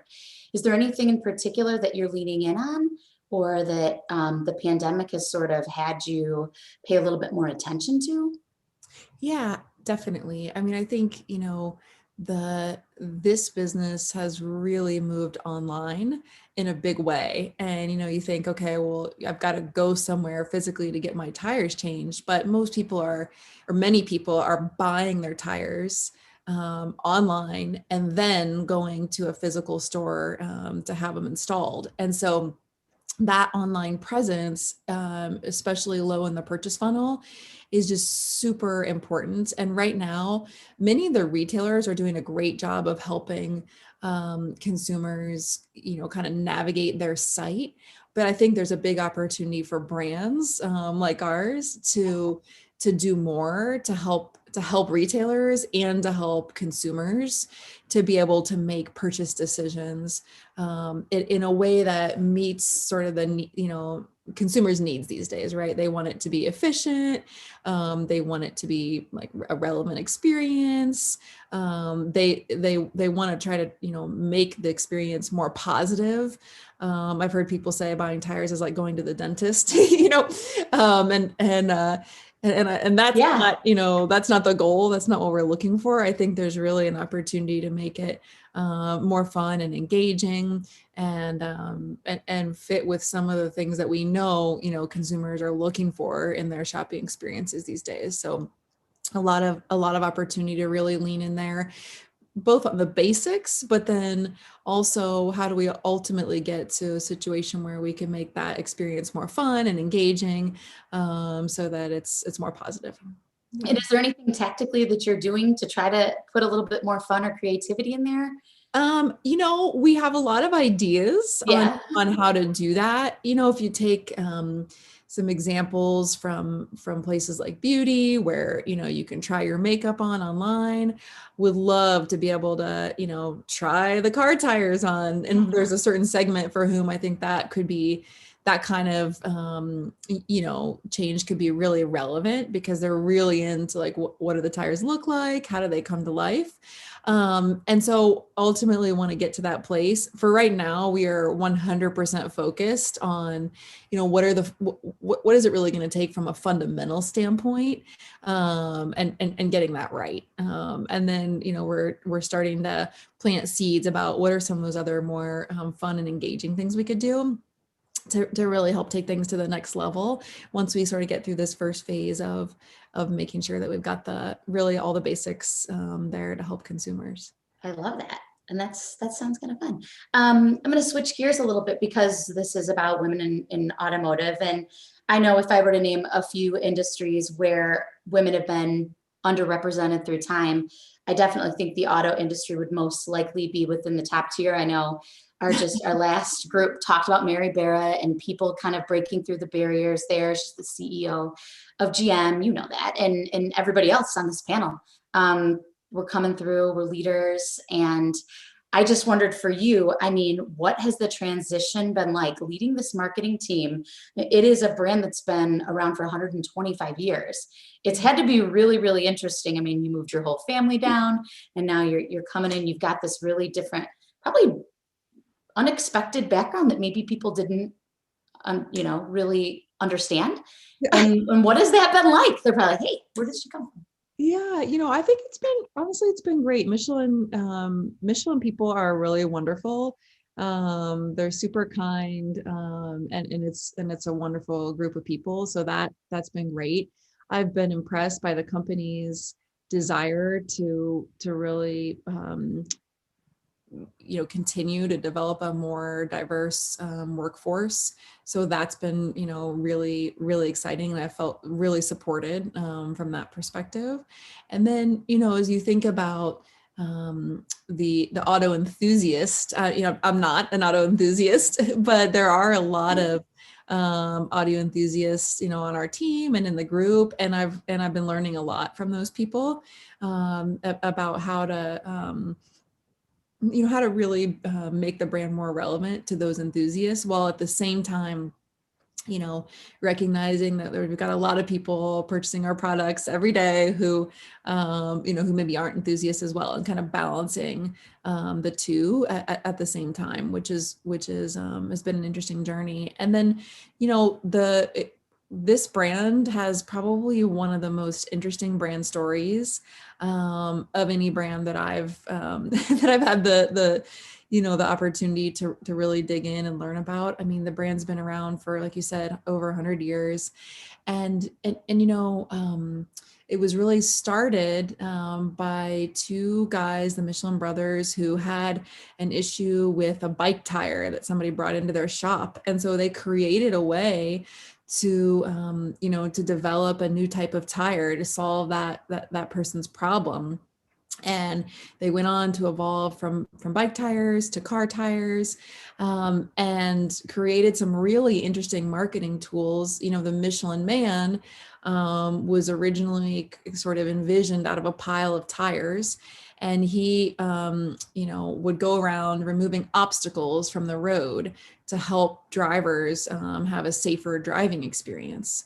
And then the Michelin guides were created to help motorists navigate from one great restaurant to the other, originally. Clever. To on their tires, to use those tires more. And since that time, Michelin guides and Michelin stars and the Michelin tires have grown apart a little bit in terms of their strategies. But I think there's a lot of really great history there for the brand, and what we're starting to really think about is how do we then, make that relevant in today's times when, safety is important, and it's almost like the car is an extension of your home, and in a world that many people don't perceive as super safe right now, that the car can be kind of a safe extension of your home. And so we're really thinking about how do we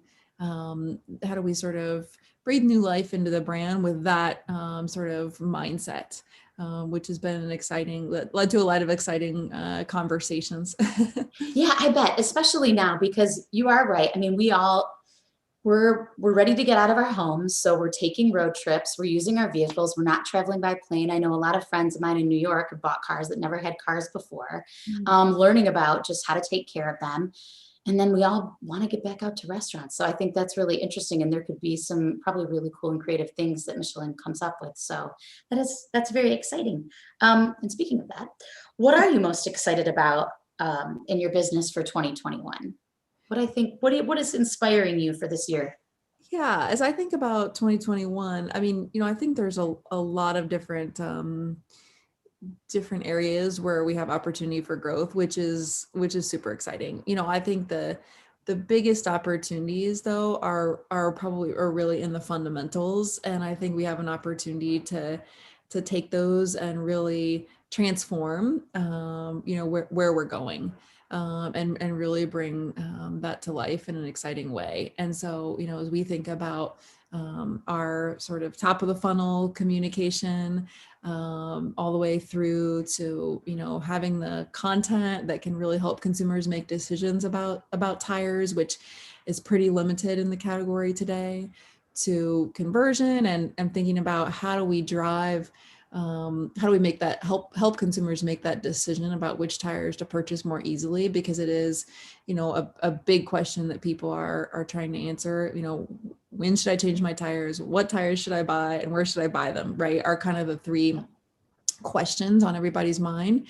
And it sounds really simple, but I think there's an opportunity for us as a brand to help consumers, better answer that question, and do it in a way that's super, super relevant to them. And so it is really about getting back to the basics, and focusing on those fundamentals to put plans in place that can enable us to lead, frankly, our industry in terms of marketing and communication, and how we go to market in a way that is really synergistic and really partners with our retailers as well, to create a lot of joint value in that space, because I think we have an opportunity to help create more value for our retailers, even than what we're doing today, retailers and consumers. And that's, to me, is one of the most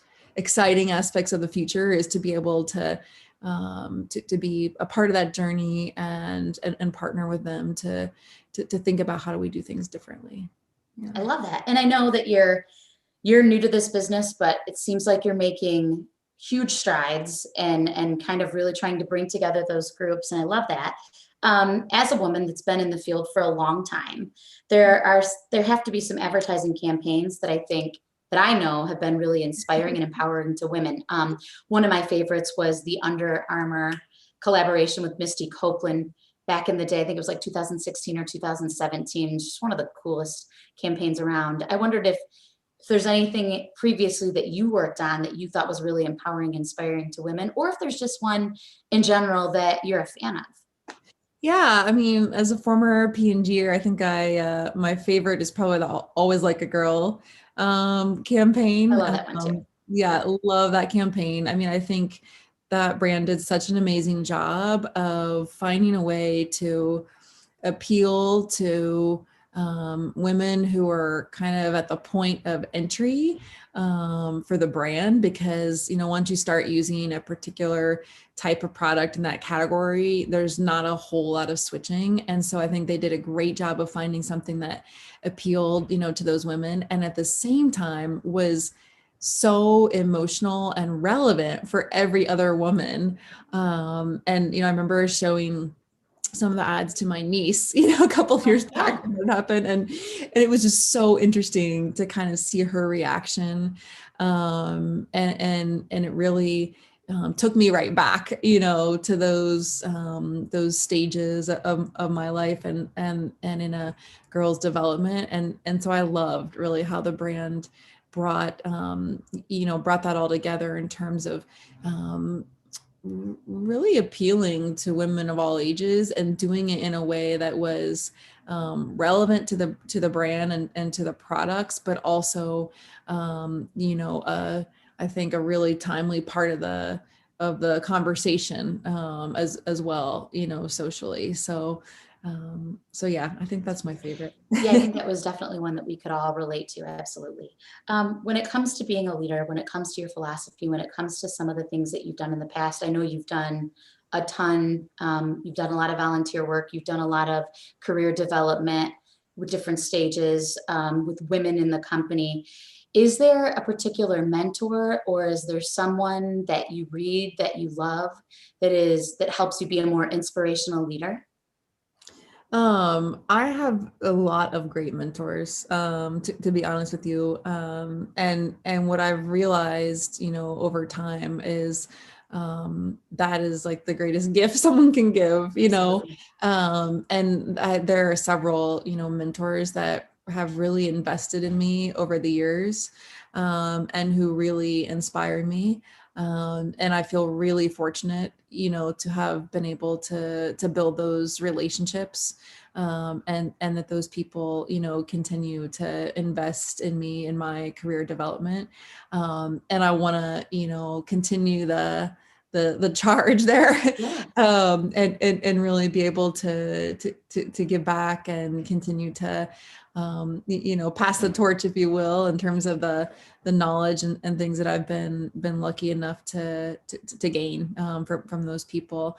And as I think about, some of the things I read recently, I think Brene Brown, and the Daring Leadership or Dare to Lead book is really powerful. And I think that's one that, if you haven't, it's back there. Okay. It's probably next to Twilight and some other stuff, but it's in there for sure.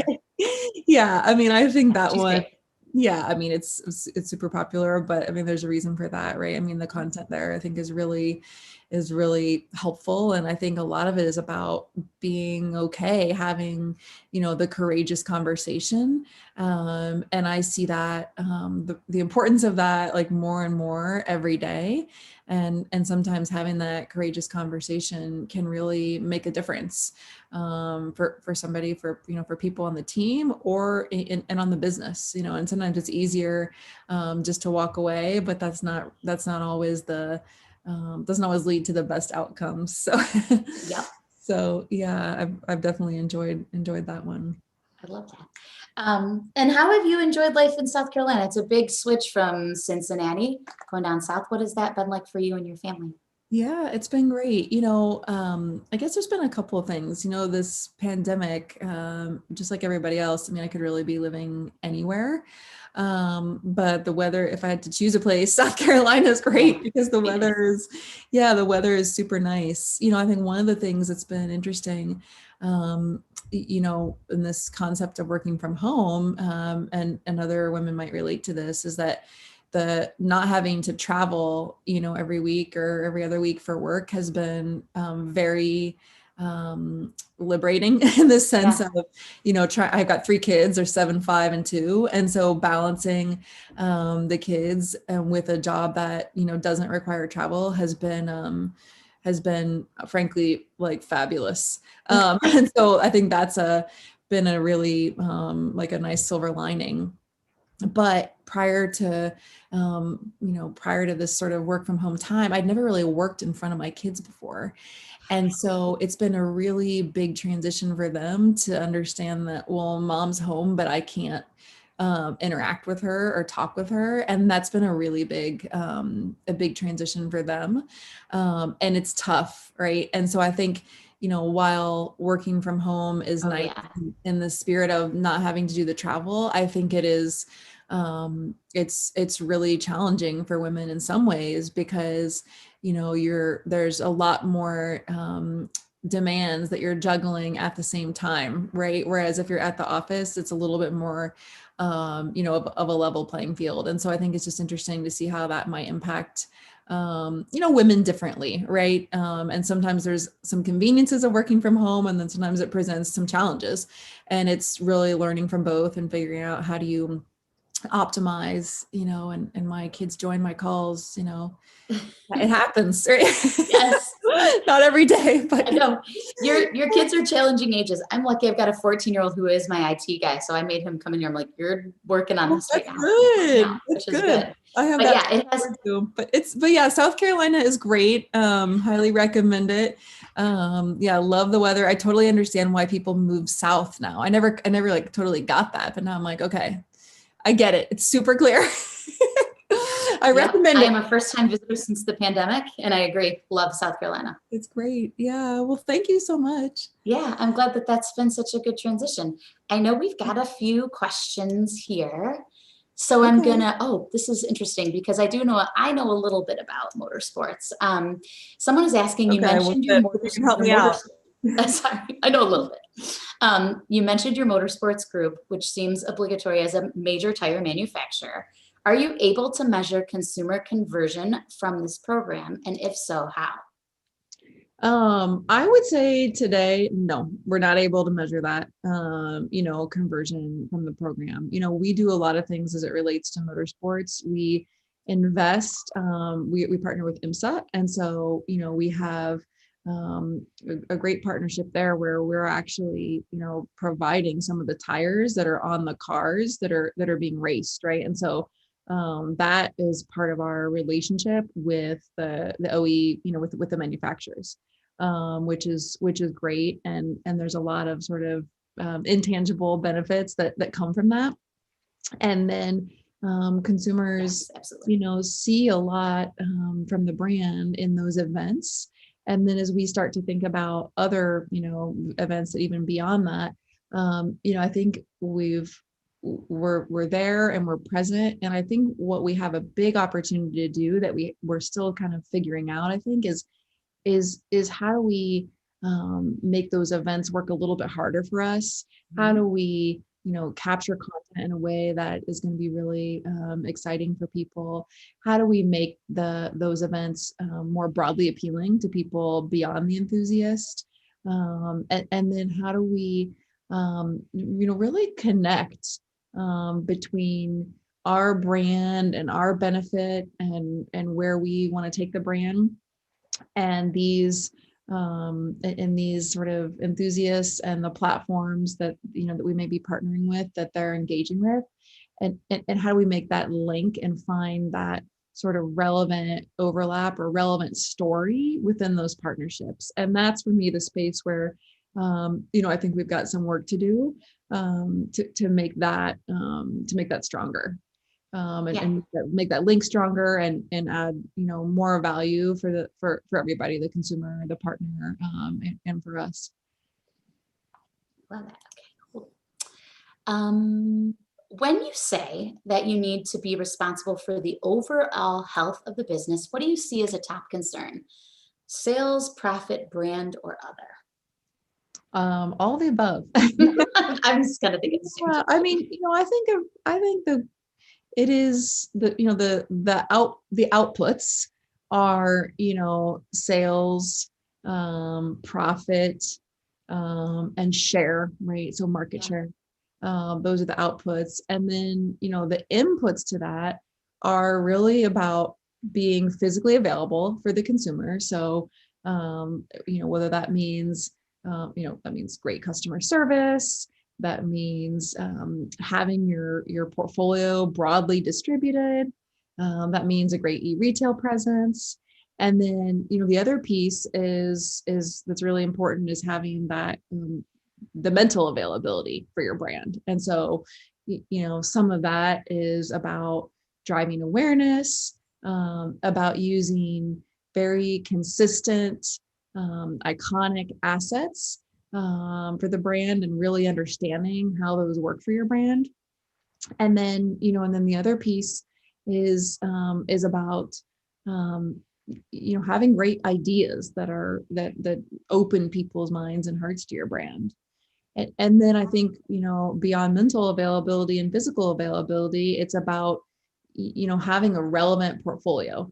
And having a portfolio of offerings that broadly meets people's needs, and that does that in a way that is super appealing. And so that's where some of the innovation comes in around product innovation and commercial innovations, and partnering with our retailers and with our R&D teams that are amazing at Michelin to really bring that to life.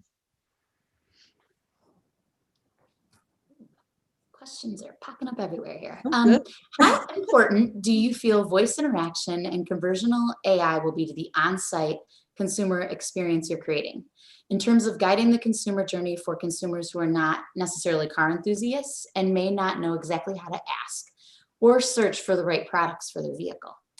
Yeah, that's a great question. I think that may be in part a question to the retailers. I mean, I think for right now, what we're really focusing on is this online space where I think it's, I think there's a lot of work on our website where we've brought AI in and we're using that to answer questions and to help people understand more about what they're going to purchase and answer very detailed questions about our tires. We have a consumer care group that is, and then we've got people in that organization who've been in the job more than 20 years. I mean, they're extreme experts.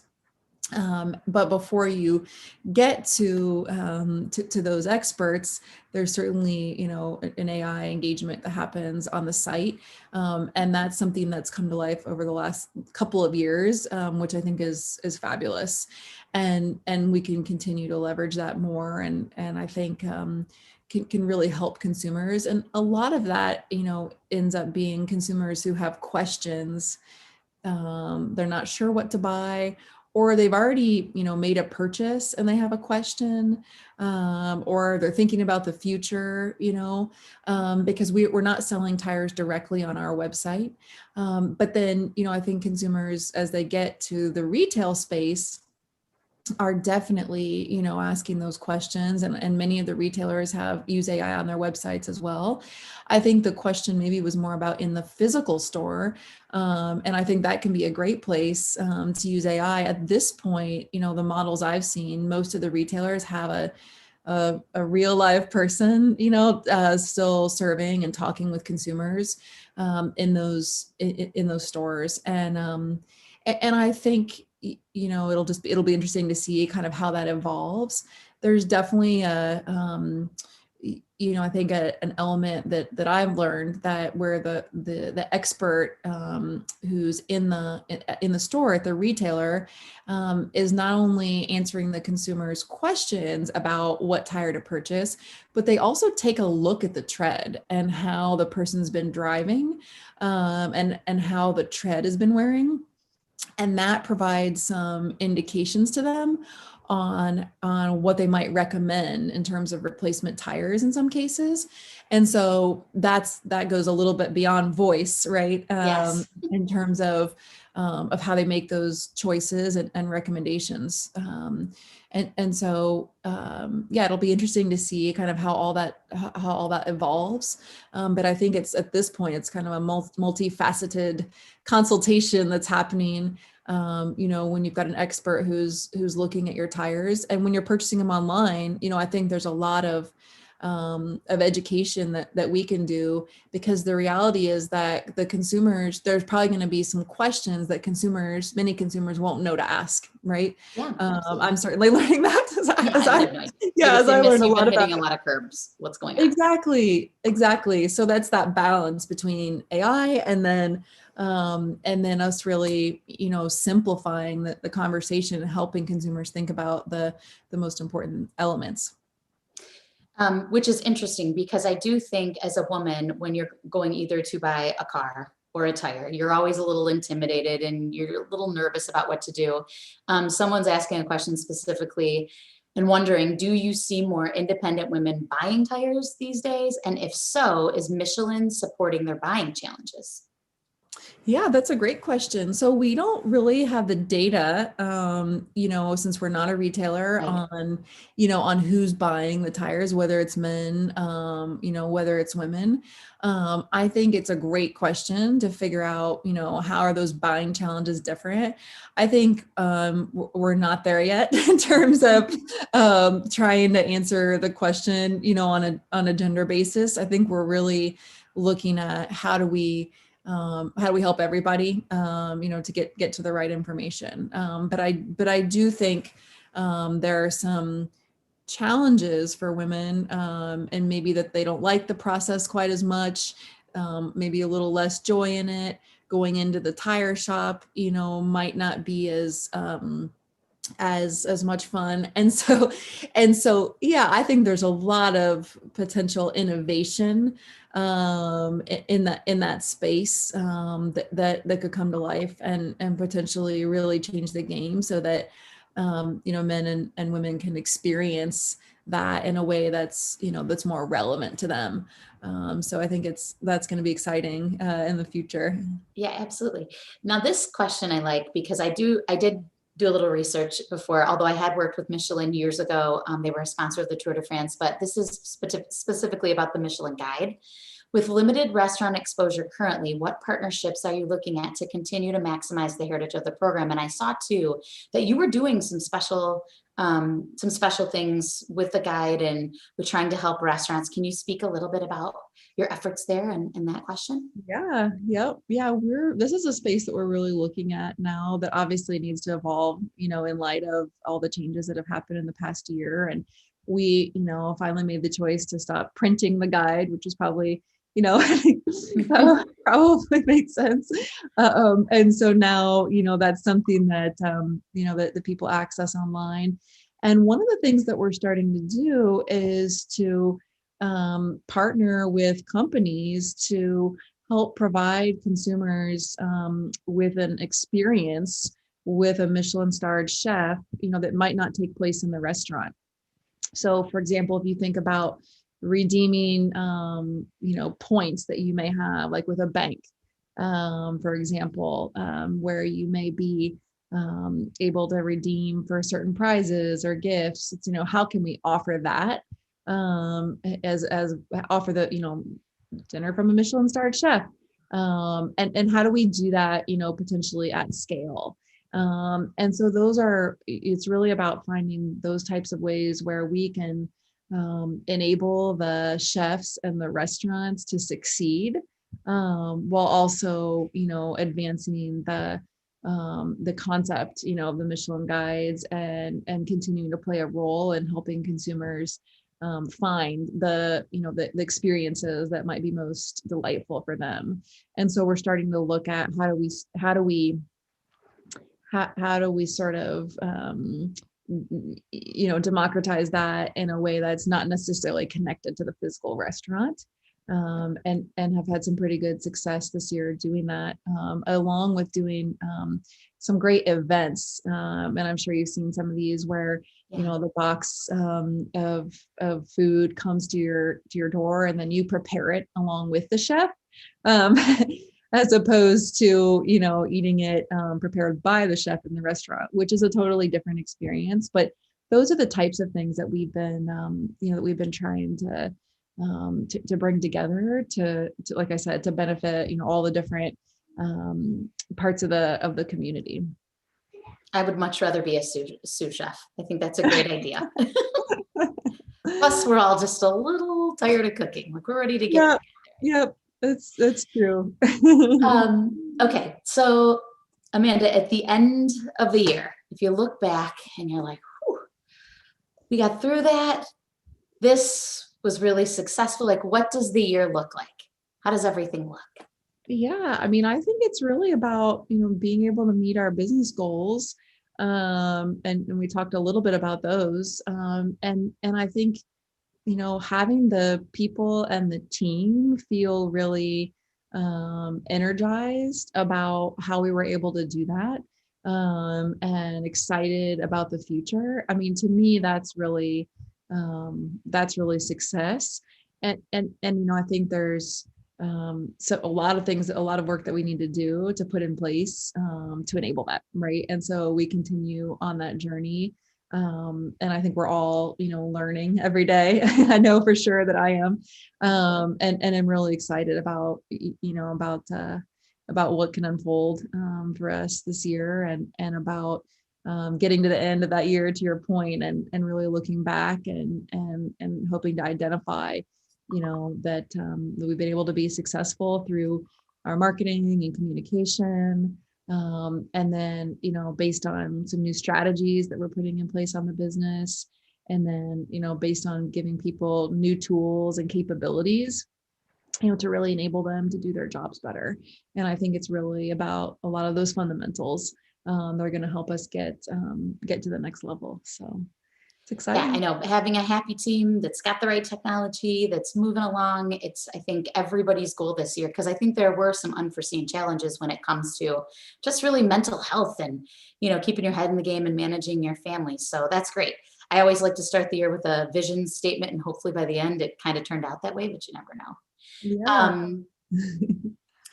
So someone is asking, I just got like one more question. I'll do a quick question, so 1 more minute. They're wondering if Amanda feels like this is a boys' club, as Allison did, our previous, and how do you combat those challenges? Okay, well, it's an interesting question because, of the COVID context where, like I said, we're not traveling. Yeah. And most of the conversations, happen right here.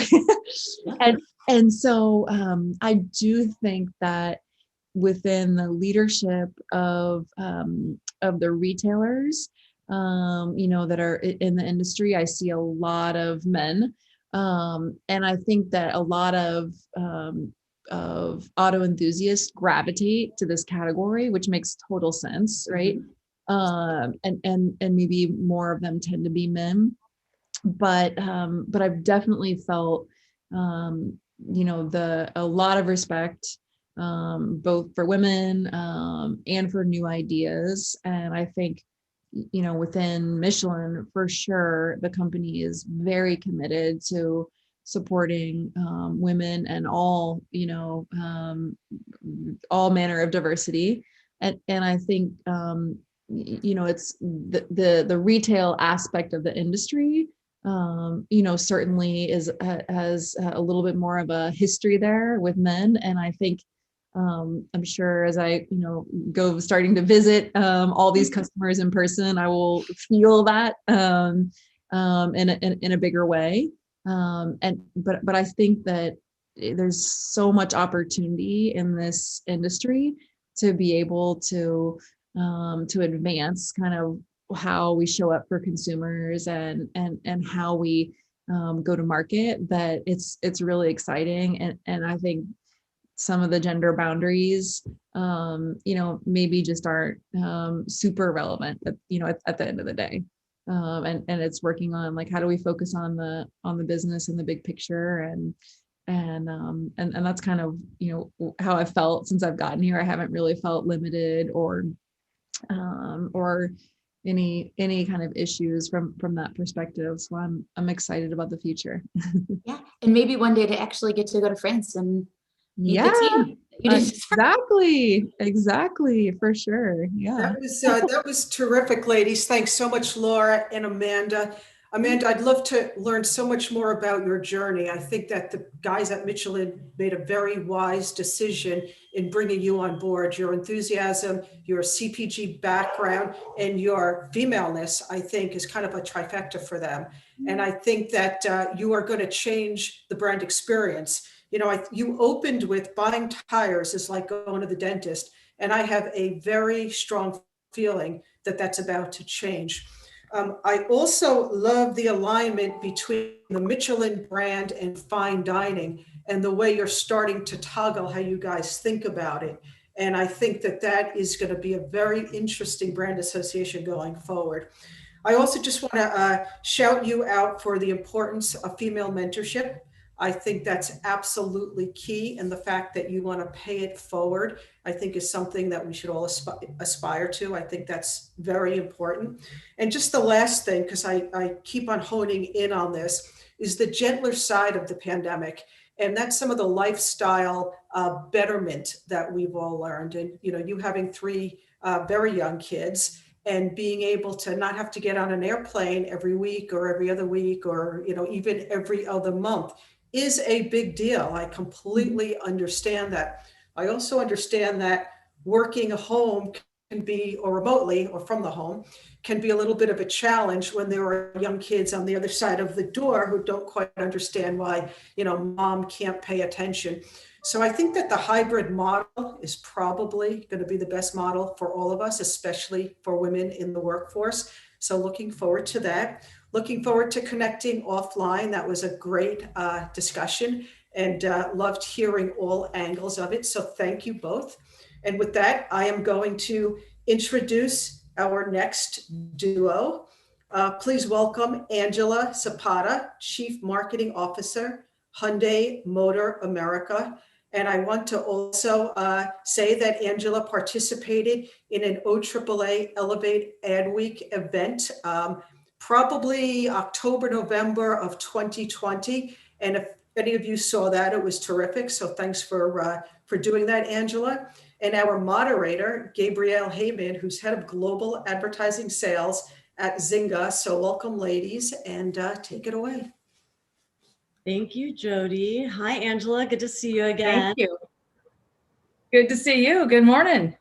Yes, morning here in the West Coast, afternoon on the East Coast.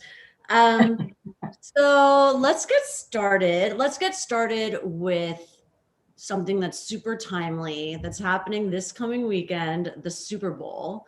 Hyundai has had such an exciting time with the Super Bowl. So what I thought we could start with was both your experience last year, which was like right before the pandemic hit. You had Smart Pack, which was such a fun commercial.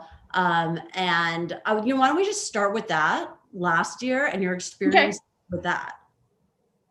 So tell me, how did you guys? Yeah, last year. Go ahead. With Smart Pack? Well, first of all, it feels like a really long time ago, doesn't it? But it's just a year.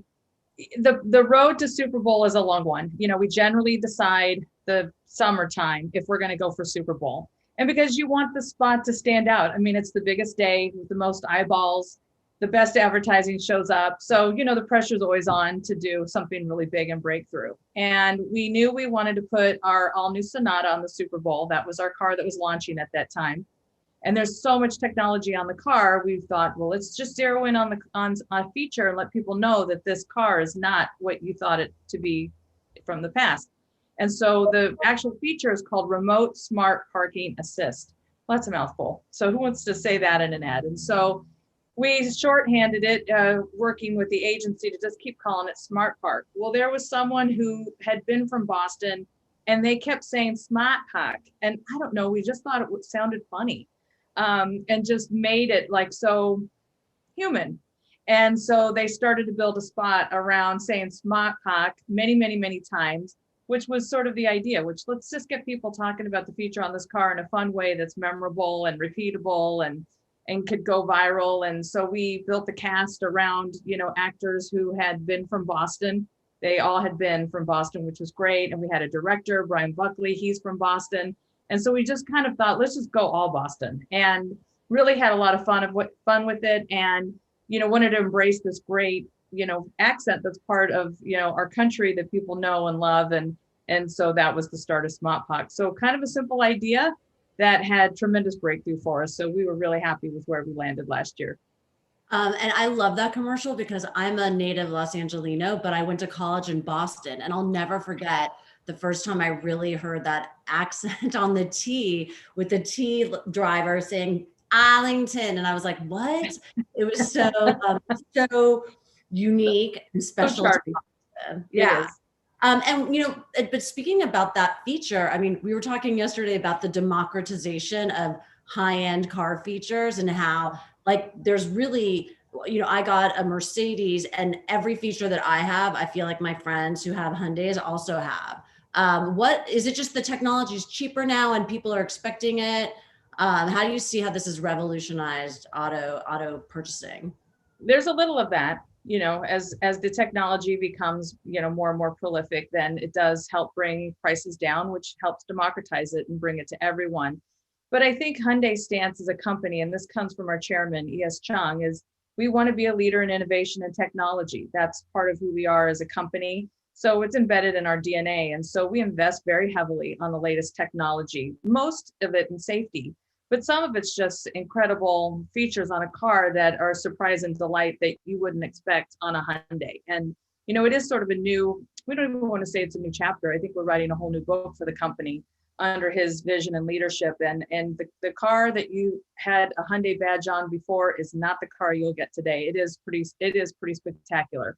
And, the company's done an amazing job bringing some of the world's top talent to our headquarters to design the cars and to think about them just from the customer experience.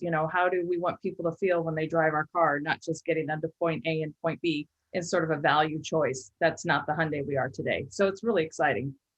That is exciting. And that when I was doing research on you guys, your CEO said there's a gap in perception between people who are familiar with our cars and our brand and those who are not. So yes. That's a big responsibility for you because you're the one, right? There you go, fix that. Right. I mean, I guess and I think that speaking, how do you communicate that? How do you update the brand? There's a couple of ways we found that we need to do it. One thing that we look at are the successes of who's done it really well. So if you look at like the Japanese three, Honda, Nissan, Toyota, no one questions when you're in a neighborhood and you bring home a new car and it's a Toyota and everyone in the neighborhood sees the Toyota in your driveway. Nobody questions why you bought that car. It just inherently is seen as this top quality car that's just worth the money that you paid for it. Hyundai's not quite there yet. We need to get to that point where we're passing that, what we call the driveway test. And a lot of that just has to be communicated in that the safety and technology that's on our vehicles is just as good, if not better, than our Japanese competitors. And, things like America's best warranty, that's still best in class. That's 10 years, 100,000 mile warranty. No one else has that. We do 3-year complimentary basic maintenance. No one else does it for as long as we do. So there's things like that we need to communicate to let people know that not only do you get this incredible car that you should feel great about buying because it looks great, it drives great, but it's got all the safety, quality, dependability, and reliability that the others do too. And by the way, we also stand behind our cars with things like this incredible warranty. So it's a lot to communicate. We need to help build our brand to get people first to understand who we are as a company. A lot of people don't even still say our name right. We just tell them, say Hyundai like Sunday. It's just the easiest way to do it.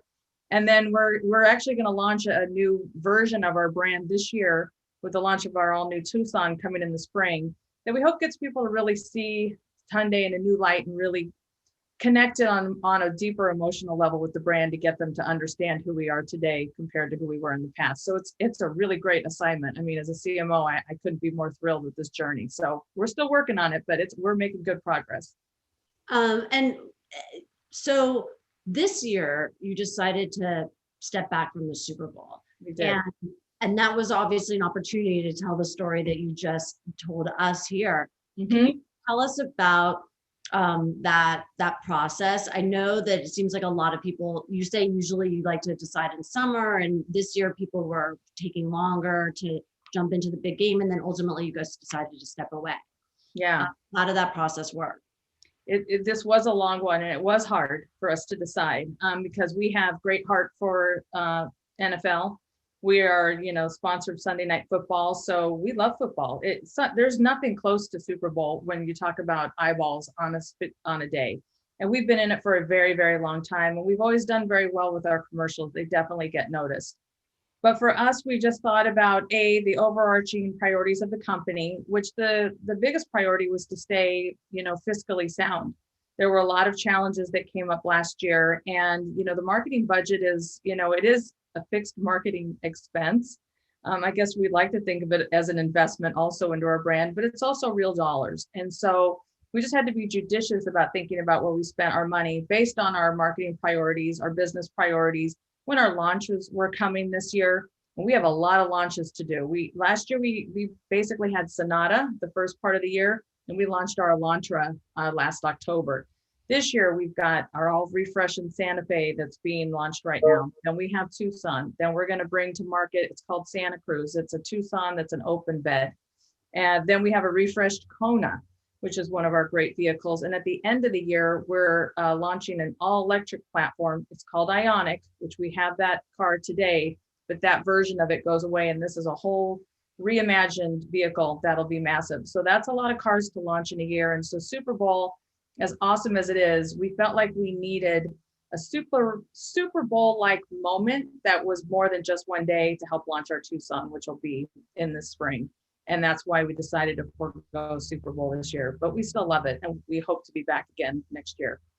And I know this is a little before spring, so it'll be interesting to have a conversation later to see what your plans are and how they've manifested, because I know that you're excited about this idea of having the big impact of Super Bowl, but over a longer period of time. I think you're gonna love it. I'm excited to see it. Is that also maybe a strategy moving forward, like a modification, given the differences in how people are consuming media and the consumer experience since the pandemic? It's a good question. I don't know. We still have a lot of love for big premiere programming. We do participate in the video upfront, and that's because we still are a challenger brand. Not everybody thinks of us as a household name. We are a South Korean owned company. We've been in the US for 35 years this year. And so we still have, a lot of market share we'd love to grow with. We're still a much smaller brand. So being in front of some of the biggest programming, where you get the biggest number of eyeballs at one time to help build the brand, it's still really important to us. But we use all the other channels too. I mean, digital's massive for us. And that's because we can just be much more surgical about it. I mean, we can really find the specific audiences. We know what they might be shopping for, how we can offer them that kind of communication or message at the right time in the shopping journey. And that just works absolutely brilliantly for us. So I can't discount that at all. But we also use at the very top, of the biggest, broadest media we can get our hands on, because we still feel like we need to get our name out there too. And in the digital side of things, with the new ways when we spoke to prep for the original event back in December, we spoke about the consumer experience and going to dealers, and you actually had some insights that I really related to. Like, people don't want to be haggled in the finance office. Like, they want this to be an exciting experience. There seems to be more e-commerce, obviously, to purchasing vehicles. And so how does that mean you guys are increasing spend in digital, maybe because it's a tighter kind of shorter window to the e-commerce actual purchase funnel? there's a couple things we're doing all in that ecosystem. One is we redesigned, it took us almost 2 years to do it, our HyundaiUSA.com. That's our front door. And that whole shopping experience on that website now feels much more seamless and intuitive for a shopper to actually look for a car and potentially find a car actually down to the vehicle number on a local dealer's lot. No longer do you get jostled between websites and all of a sudden I'm landing up on Joe's local dealership website to find the car that I want. That feels very fluid on our website, which is great. The second thing that happened, don't let a good crisis go to waste, which everyone says, but COVID changed a lot of behavior. And we had a lot of digital retailing tools and platforms already in place, ready to go, with many of our dealers already signed up for those, allowing people to do some of the paperwork online, to do a lot of the shopping online, to do some of the F&I part, the actual finance purchasing of the car and getting a trade-in value online. All of those tools were available. Most of our dealers had been signing up for those platforms, but maybe not utilizing them 100% like they probably could and should. COVID happened and many of them had to be shut down because of the mandates. So how are you still going to sell cars? So now we have 100% of our dealers on all of our platforms and they're all getting enhanced training. They're having to hire different people on their end. I mean, this is a whole shift and change in how they do their business. And our dealers have been amazing and resilient, and they're incredible entrepreneurs who are, they're fighters. So they're embracing it. And we have about 10% of our consumers today are using those digital platforms. And we can even do home delivery where you can get your car delivered directly to you at your home if you wish. So it is moving in that direction. There's still huge value of people going to the dealership though, and tires and seeing the sheet metal. I mean, it's a very big purchase. It's very considered. So we think that'll still continue, but we'd rather spend time telling people about the amazing things on these vehicles. They're basically sophisticated computers on wheels, instead of getting them in that F&I office and doing that transactional part. Let's make that easy and let's have you experience the brand in a fuller way. And so we bring a lot of that to life in our digital media as well, because now we can do live walk around of the vehicles. You can actually see those on our website. And we can serve a lot of content to people, if they're interested in learning more about the car. So it's all over the spider web ecosystem on how we're expanding this entire universe. And it's a lot of fun, and a lot of it is working very, very well for us. It's interesting, the support of dealers and the infrastructure that you provide to them. And when we were speaking, you like in part of it, you just mentioned the decision making about stepping back from the Super Bowl. Part of it was you haven't furloughed any of your corporate employees or your factory employees, and then the dealers kind of have had their own challenges. Have you found any kind of, is there like a commonality on when a dealer is going to thrive or not in this kind of challenging environment? Is it their digital savvy? Is it their relationship with their consumers? Have you guys noticed anything like that? Oh, well, dealers are really important to their local community. There's no doubt about it. They employ people in their local community. They do have relationships. I'll tell you what, if you get it right with a car dealership and you really had a great experience, you will probably go buy your car there for as long as you still want to buy that kind of vehicle. People do feel good when they go to a trusted partner to buy something that's such, for a lot of people, it could be their most expensive asset that they have. So the relationship that the dealer has with their customers is really, really important. And, to run their businesses, it's not easy. It is a franchise model. We're not allowed to sell directly as a manufacturer. So they are a huge part of our infrastructure and network, and ensuring that they still felt like they had the support from Hyundai so they can stay in business was a huge part of the early days of COVID. Our CEO says famously, cash is king, and he's absolutely right. So making sure that the entire ecosystem felt supported just financially, and what we could do to keep the supply chain going was absolutely critical. And that meant that those dealers could still do what they needed to do at their community level, which also included servicing vehicles. So it was a really big deal to think about all of it. It just wasn't about Hyundai corporate. It was all of the pieces, logistics, everything that happens with shipping the vehicles to the US, getting them to the port, getting them on truck line, train, rails and all of that had to keep moving. I mean, talk about trying to keep America moving. That was a lot of it. It's a lot of pieces on a puzzle board. And so we had to think of all of that last year. And it's funny, it's just marketing is just one part of it, but it is part about if I can't deliver the product at the end of the day, then what am I actually trying to sell? So it was critical for us to help all of that come together. Yeah, and Allison earlier from Nissan was talking about how, a CMO is not just coming up with like cool glitzy ideas. And you mentioned also in our talk, you really become like part of the CEO, top staff, strategic of the whole entire mechanism of creating cars. And you were talking about, for example, challenges that you guys are thinking about, like supply chain challenges. What is COVID impact in Mexico and South Korea here in the US? So, I mean, how has that changed for you? Because you came from InOcean, right? So you were on the agency side, and you skipped over to the client. And now presumably closer to the, nexus of these manufacturing decisions and just the overall business. How has that been, that evolution in your career?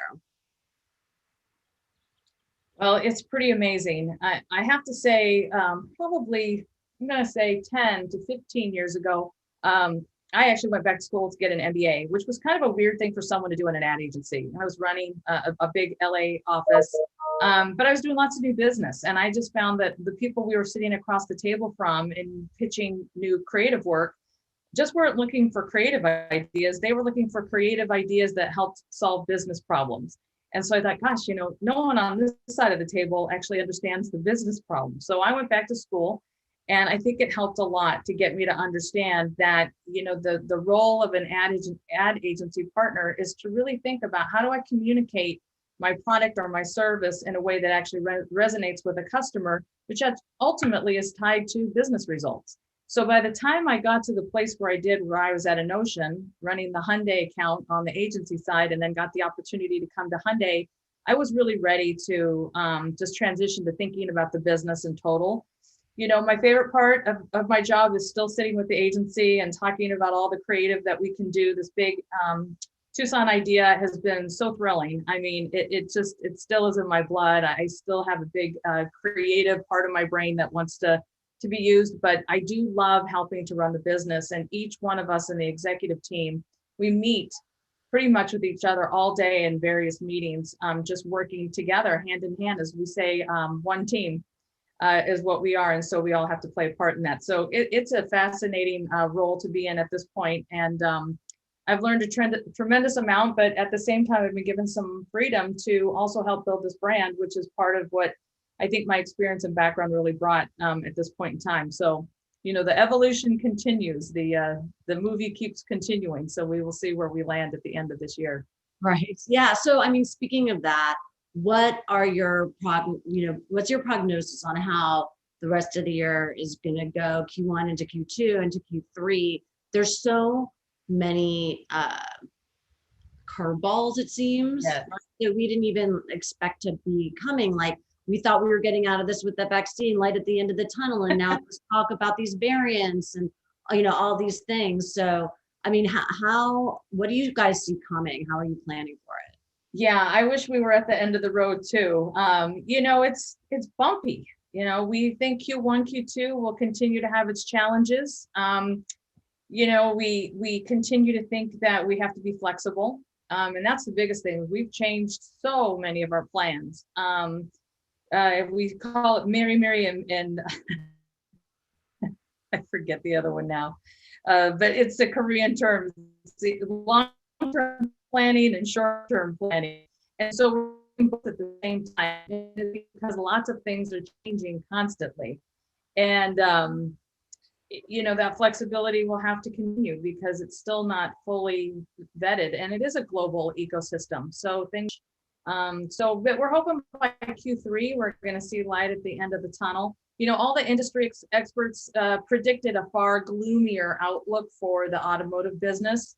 But the automotive business, not all brands, but many still did okay at the end of 2020. We were luckily one of those brands, but all the domestics did well. I mean, if you had a stable job and income, and needed a new car, boy, it was a good time to buy a car because there was some incredible deals going on.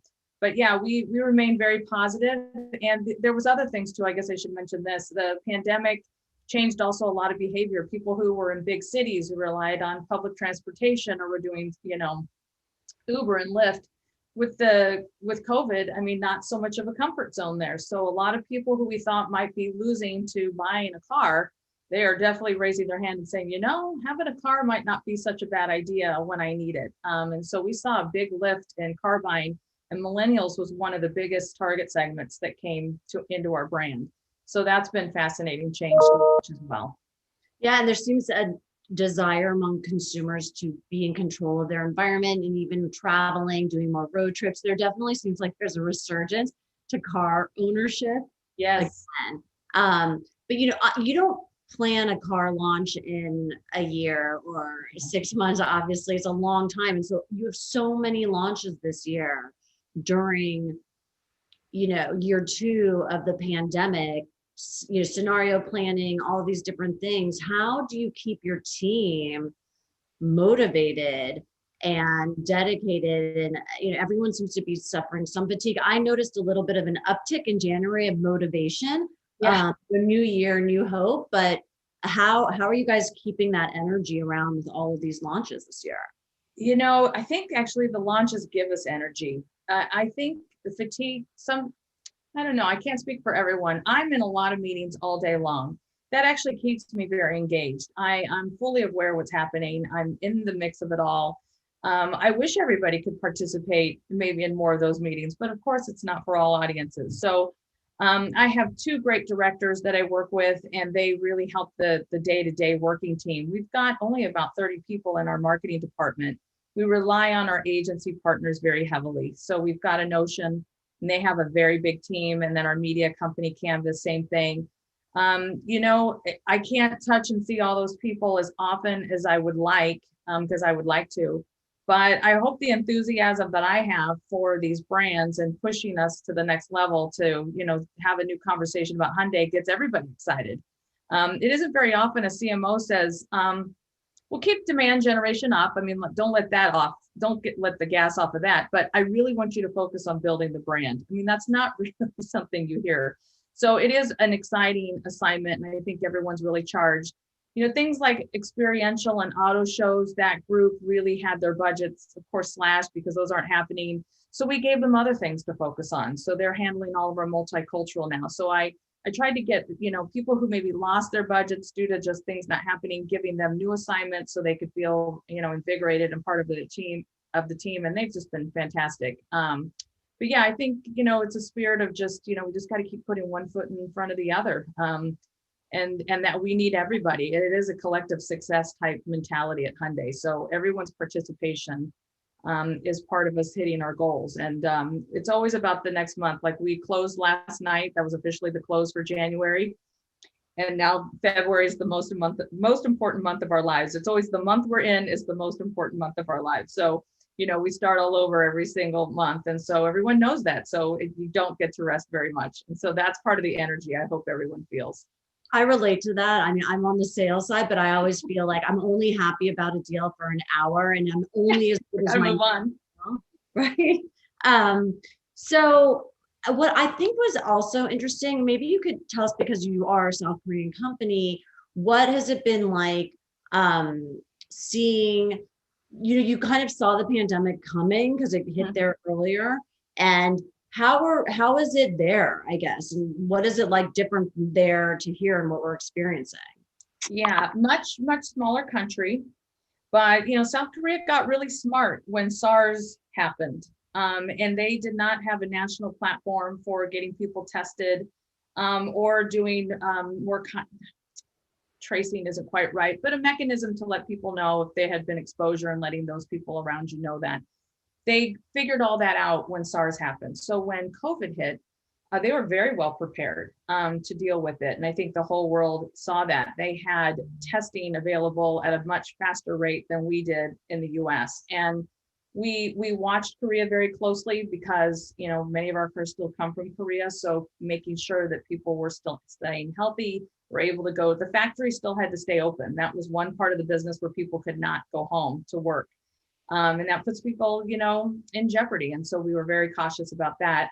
But we really leveraged a lot of it was about the testing. We did feel like testing was a little bit slower to come to the US. And so that was where we put our focus and initiative as a company, was through our corporate social responsibility platform, Hyundai Hope on Wheels, which for every Hyundai that's sold in America, a portion of that car goes for pediatric cancer research. We leveraged that to work with 23 hospitals around the country to open up, they opened up testing centers. We helped fund those testing centers, and also worked with Seagen, which is a Korean testing company that had one of the most efficacious testing devices in those early days, and brought a lot of testing kits around the country. So that was kind of our part with COVID in the early days. But we watched Korea, but today they've gone back to work from home. They went back to working in the office with masks and protocols.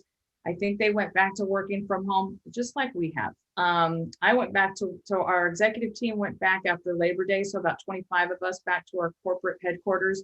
About 6 weeks later, we all went back home again. So, we're all dealing with it. And I'll make one other note, also as a Korean culture, being physically in the office and working with coworkers is very much that culture. So this has been very big for South Korea to accept and adopt a work from home culture that knows that people are still working as actively from across the screen as much as they would, down the hall. And so, kudos to our Korean counterparts. This has been a huge shift in just the working daily life. Not so much for the US, but very adaptable and very flexible. And yeah, a lot of work to get done and a lot of investment in our future products happening right now. So we're not stopping. We're going to keep going.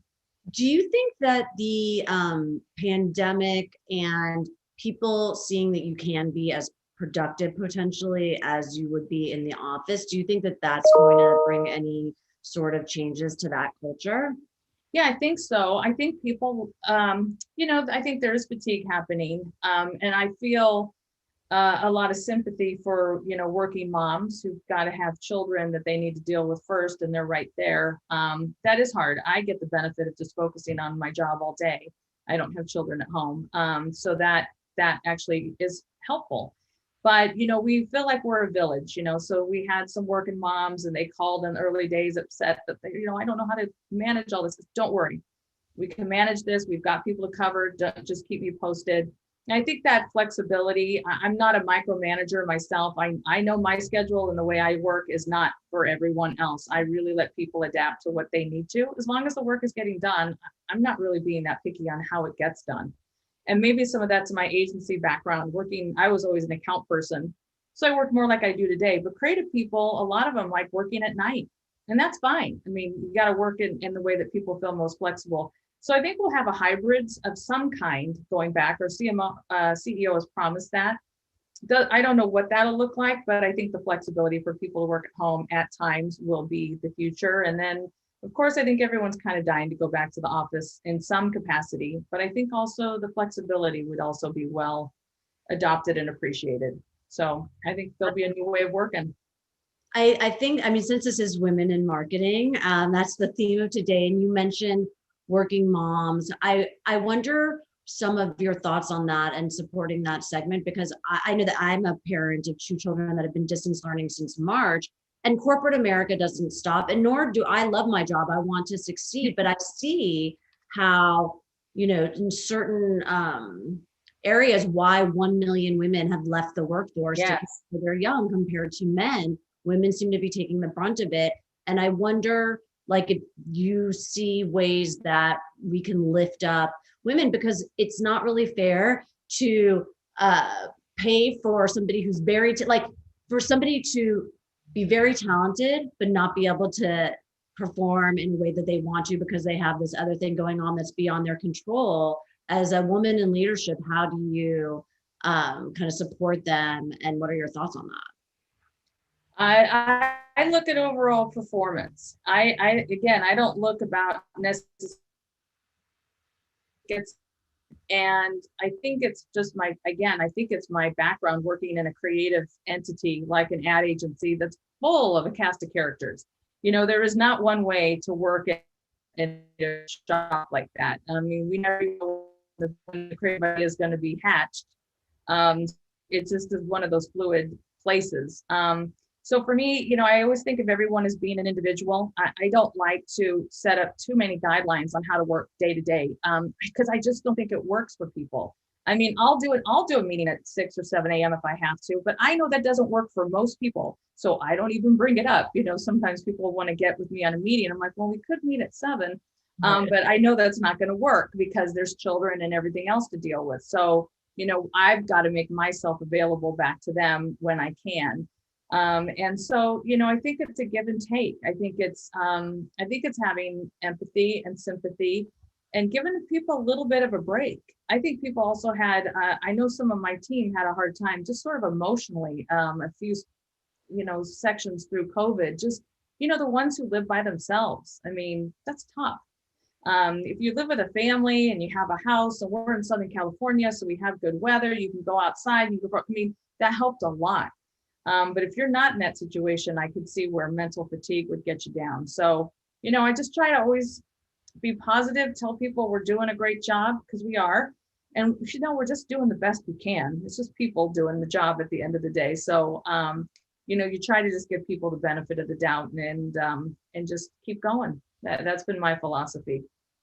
Yeah, I think that that's great, and they're lucky to have you. I think that that's a philosophy that I, being a digital native, always working in digital, has been typically pretty flexible in the tech environment. Just get your job done. And I'm seeing that sort of mentality brought in more traditional categories, for sure. So we have a definitely. I'm going to take an audience question now. Okay. So you mentioned that the top 3 Japanese brands, Toyota, Honda, and Nissan, have done an excellent job in the multicultural ad space. Can you speak to your multicultural initiatives or efforts to gain market share in this space? Great question. And I'm always glad someone asked this because it keeps us on our toes. We have a lot of work to do in this area. We've done more investment in Hispanic, but not what we've called the tier 1 or national level. That will be brand new for this year, where we're really going to speak very specifically to our Hispanic audience. We would like to hire a Hispanic agency to help us do that work specifically. And we're going to also do the same for African Americans. So we are close to announcing our new African American partner. And we're gonna invest appropriately for those 2 very important segments for us. It has been something we've been wanting to do for quite some time. And it just, listen, budgets are budgets. I mean, they're still going to be, you know, tight like they always are. We never have enough money for all that we want to do, but it's called about making priorities. So we're doing our best to support and spend more money than we ever have, and we'll continue to put emphasis on that moving forward. So thank you for the question. All right. Well, and continuing sort of on that theme of how of different audiences, here's another question. Men and women shop and research cars differently. With women impacting so much of the auto decision-making process, how do you attract them to your OEM site? Or do you find other lifestyle-based approaches to reach them? Gosh, 2 really good questions. You know, it is true. Women do a huge part of the shopping activity and buying a car. Men do too. But I do think they probably shop and look for it differently. And so I think there's a lot more we can do to speak much more directly to the way that women would like to get that information and present it to them in a way that I think is very digestible, differently than I think the men do. It's actually a really good point. It's really smart. I think there's a lot more work we can do in that regard. When it comes to actually purchasing the vehicle with our dealers, I think there's a lot more we can do. I think that's a very intimidating part of the process. I think empowering women to have all the tools and information that they need so they feel absolutely tight with what they've got in their mind and how much money they can spend and how much they can afford, I think that would be fabulous. I think everyone wants to have that confidence when they get to that part of transacting. So as a brand, that's probably something we should work on. I don't know if anyone's really doing that in that way. So I'm really bummed we just talked about it publicly, because that's a really good idea. I want to steal that one from myself to go make something happen with that. But it's a thoughtful question, and I think there's more to be done there. So, and that, I mean, I think that that answers very much of like the buying experience, and it's almost a stereotype at this point that women feel like they're not as understanding of car mechanics and that they're at a disadvantage when they go. But what about the broader, macro, just like communication style, like on your spots, or does it happen there too? We hope we come across, especially with our newer work, as being a very genuine and real brand. We just want to talk to people in a very real way. I think our communication style and what we're actually putting out as far as our advertising is very centered towards speaking to women. A lot of it is very family based. And it's about the family sort of having, the vehicle is just the vehicle for the family to make these moments together, right? That's kind of the takeaway. So it really talks about, these human truths that people have. We're talking about the feature that just helps you live your life in the way that you want to live it. And I think that's a very universal approach. And I think women actually resonate with that because I think they can see themselves in that advertising and sort of those moments they can have with their families. And we try to cast families a lot and a lot of diversity. And I think we're just trying to give that genuine feel about what it feels like to own a Hyundai. Do you use Sunday Night Football to target women too? Is it broad or Yes, is it male? it's very broad. There's just as many women watching football as men. So we use those commercials that we put on every other, network and channel. Those are the ones we put on Sunday Night Football. They're the only thing we make specifically for Sunday Night Football, and as part of our brand content play we did with them this year. It was called Tailback. I can't remember the second part of it, but we had our Palisade featured in it with ex-running backs, really great feature. And but other than that, everything is just very much tailored to a broad audience. And men and women equally like the spots. I think it goes back to that universal human truth. Mm-hmm. Yep. Here's another question coming in. Did the pandemic also push Hyundai to utilize AR to replace the live experience? And being a South Korean company, do you feel you embrace technology faster? I hope we feel like we embrace technology faster. Seoul, you haven't been there, is an amazing city. It's I think it's the #1 most innovative city in the world now. It's amazing. Technology is very key to us because technology just makes driving the car that much easier for a person to actually drive a car. I mean, now it's so easy to drive a big SUV because it has all these cameras on it and warning signals, and it's not obtrusive. It's just helping you be a better driver and gives people that confidence to drive a vehicle like that. And it's really easy to drive and it's very intuitive. So we put a lot of technology in the cars just to help us do that. And we try to be first to market with it. We invest heavily in technology. And AR is coming more and more and more. We'll see more of that coming with our Ioniq platform. But even with our shopping tools, we've got, putting in the hands of our dealers, they have iPads where they can hold the screen up to a car that then, comes to life what all the features are on the vehicle. And that way it also takes a little bit of the burden off of the individual to remember absolutely everything that's on the car. And together you can experience that with your customer.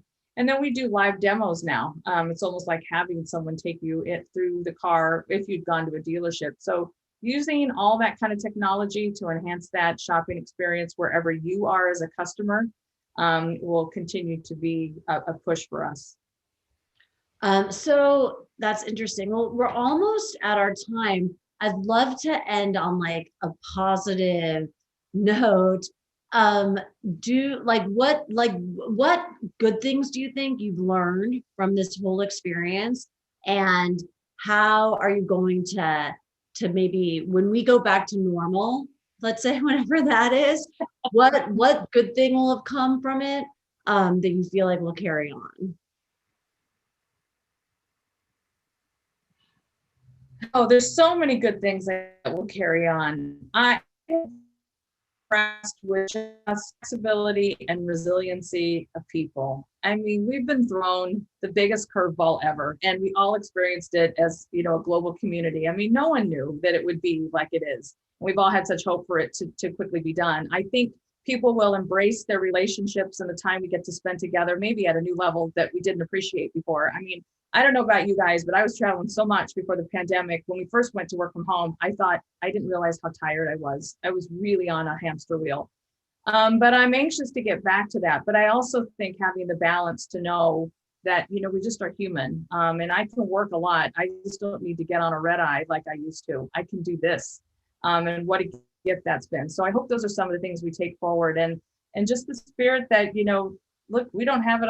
We're just people living on planet Earth, and there's always going to be something for us to deal with. And we dealt with a big one. So I'm proud of us. And I think we just got to keep knowing that we can get through, you know, probably anything. This has been a good, tough one. And I think people have remained really resilient and optimistic about the future. And that gives me a lot of hope. Great. Gabrielle and Angela, thanks so much. I've been told I have 2 minutes, and I took a ton of notes, so I want to go really, really quickly.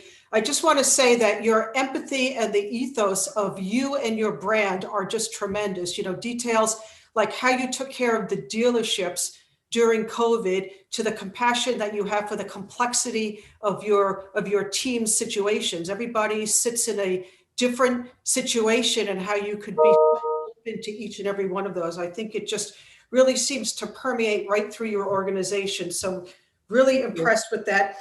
One thing I do want to mention is that we did launch a Black History Month campaign yesterday.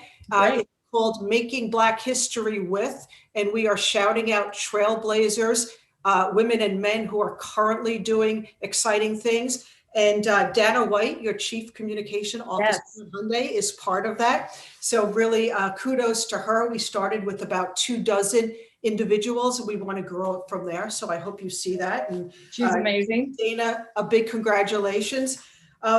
Just one thing before I absolutely close. It sounds like the hybrid work environment, especially for women, should be a whole nother discussion at some point for brand innovators. It seems like it's very topical, and that there are a lot of different thoughts and really good benefits that have come out of this time that should be absolutely sticky for how we work going forward. So we'd love to have that conversation with you and many of the others who have been on the panel today. So I want to thank the panelists, the participants, the guests. Lots of robust discussion, great insights, great sharing, and thanks to Brand Innovators for bringing us all together.